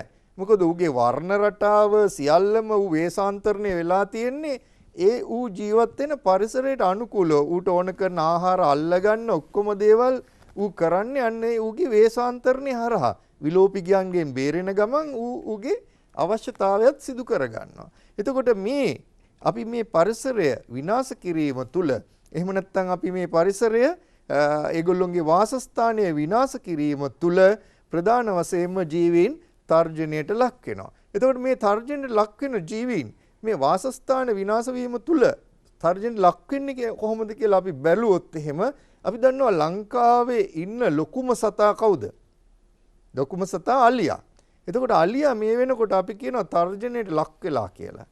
හැබැයි ඉතින් සමහර අය කියයි ඒ වුණාට ලංකාවේ අලි ඉන්නවනේ 6-7000ක් ඉන්නවනේ කියලා. එහෙනම් කොහොමද තර්ජනයට ලක් වෙලා තියෙන්නේ කියලා? සාමාන්‍යයෙන් තර්ජනයට ලක් වෙනවා කියලා කියන්නේ ජීවීන්ගේ ගහන ගණත්වය අඩු වෙලා නැත්තටම නැති වෙන එක. එතකොට දැන් මං කියනවා අලියා තර්ජනයට ලක් වෙලා තියෙනවා කියලා. ඒත් සමහර අය කියනවා ඇයි එහෙනම් අලියා තර්ජනයට ලක් වෙලා කියන්නේ ඌගේ ගාන ගොඩක් ඉන්නවා පරිසරේ. ඌ ගොඩක් ඉන්නවා. ඇයි කියලා. ඔව් ඒකට හේතුව මම දැන් කියන්නම්. අපි ගත්තොත් එහෙම මේ අලියා කියන සතා අතීත ලංකාව ගත්තොත් එහෙම අතීත ලංකාවේ උඩම කෙළවරේ ඉඳලා යටම කෙළවරට ඒ කියන්නේ උතුරේ ඉඳලා දකුණට වෙනකම් මේ අලියට සංසරණය කරන්න පුළුවන් සංචරණය කරන්න පුළුවන් මේ ලංකාව තුල ඕනෙම තැනකට මෙතන ඉන්න අලියට මෙතෙන්ට මන්නාරමට පුත්තලමට මඩකලපුවට ඒකම හම්බන්තොටට ඕන තැනකට ඌට යන්න පුළුවන් ඌගේ කාලය අනුව ඌට ඕන විදිහකට. හැබැයි මානව ජනාවාස හිඳි වුණ ගමන් ඒ කියන්නේ අපේ මානව ගහණය වැඩි වුණ ගමන් මොකද වෙන්නේ? මේ අලි ගහණය තැන් තැන් වලට සීමා වෙනවා. අයිසොලේට් වෙනවා. අපි එහෙම නැත්තම් කියනවා හුදකලා වෙනවා කියලා. එතකොට මේ අලියා හුදකලා වීම තුල මොකද වෙන්නේ? මේ අලියා හුදකලා වීම තුල ඔන්න මේ උතුරු පැත්තට අලි ටිකක් එකට එකතු වෙනවා. ඊට පස්සේ දකුණු පැත්තේ තව ටිකක් වෙන් වෙලා ඉන්නවා. මේ පැත්තේ නැගෙනහිර බටහිර ওই විදිහට තැන් තැන් වල අලි වෙන් වෙලා ඉන්නවා දැන් කණ්ඩායම් වශයෙන්.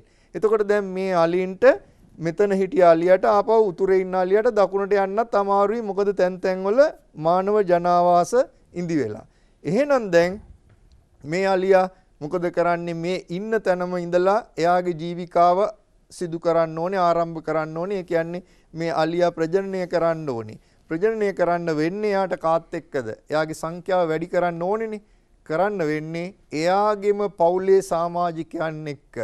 එතකොට එයාගේම පවුලේ සමාජිකයන් එක්ක මෙයා ප්‍රජනනය කරාම මොකද වෙන්නේ? සාමාන්‍යයෙන් නෑදෑයෝ අතර ප්‍රජනනයේදී විවිධ රෝගයන් පැතිරෙන්න පුළුවන්. විවිධ ප්‍රවේණික රෝගයන් පැතිරෙන්න පුළුවන් කියලා කියනවා. ඒක නිසානේ කියන්නේ නෑනමස්සිනාලා විවාහය වෙනකොට ගොඩක් වෙලාවට ඒක පරීක්ෂා කරලා බලලා ප්‍රවේණි විද්‍යාත්මකව හරිද කියලා බලලා විවාහ වෙන්න කියලාත් කියන්නේ අපි.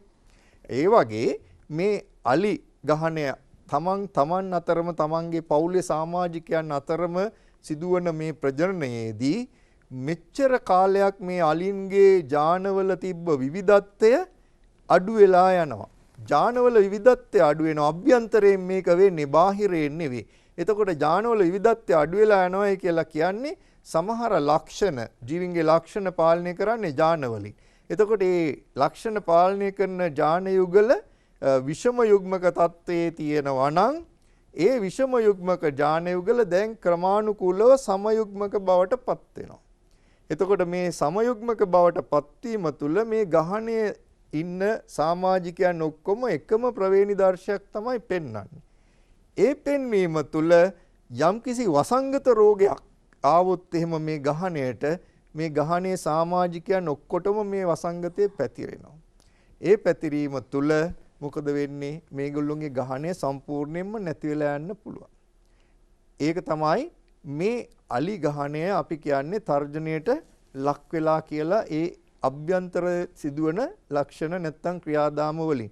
ඒකට ප්‍රධාන වශයෙන්ම දායක වෙන්නේ මේ හැබිටට් ඩිස්ට්‍රක්ෂන් එහෙම නැත්තම් අපි කියනවා වාසස්ථාන විනාශ කිරීමේ කියන ක්‍රියාවලිය. ලයිෆ් බොයි ෂැම්පූල ඇති කිරි ප්‍රෝටින් සහ මල්ටිවිටමින් හිසකෙස් මුල සිට පෝෂණය කර ශක්තිමත් කරයි.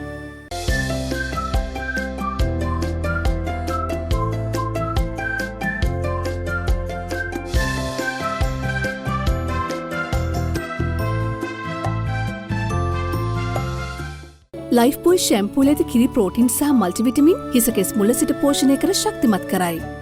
ජෛව විවිධත්වය ගැන අප කතා කළේ මේ ජෛව විවිධත්වය ගැන කතා කරන වැඩසටහන් පෙළක එක වැඩසටහනක් පමණයි මේක පළමු පියවර හැටියට සලකන්ට.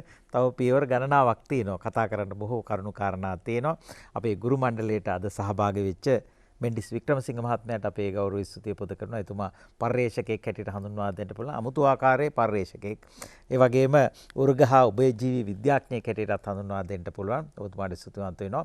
ඒ වගේම මහාචාර්ය සූරතිස්ස දිසානායක මහත්මයා කොළඹ විශ්වවිද්‍යාලයේ සත්ව විද්‍යා හා පරිසර විද්‍යා අධ්‍යයන අංශයේ මහාචාර්යවරයෙක් හැටියට කටයුතු කරන අපේ රටේ කීර්තිමත් විද්වතෙක් පර්යේෂකෙක් හැටියට එතුමා හඳුන්වා දෙන්න පුළුවන්. ඒ වගේම ජීව විද්‍යා විශේෂ ක්ෂේත්‍රයේ අපේ රටේ ඉන්න ඉතා ප්‍රකට ගුරුවරයෙක් තිස්ස ජනනායක මහත්මයා ශුද්‍ර ජීව විද්‍යාව පිළිබඳ උපාධිධාරයෙක්. ඔබ සියලු දෙනාටම ස්තුතිවන්ත වෙනවා. නැවතත් ටෙලිවිෂන් ඉස්කෝලෙන් මුණ ගැහෙනතුරු සමු ගන්නවා. ආයිබෝවන්.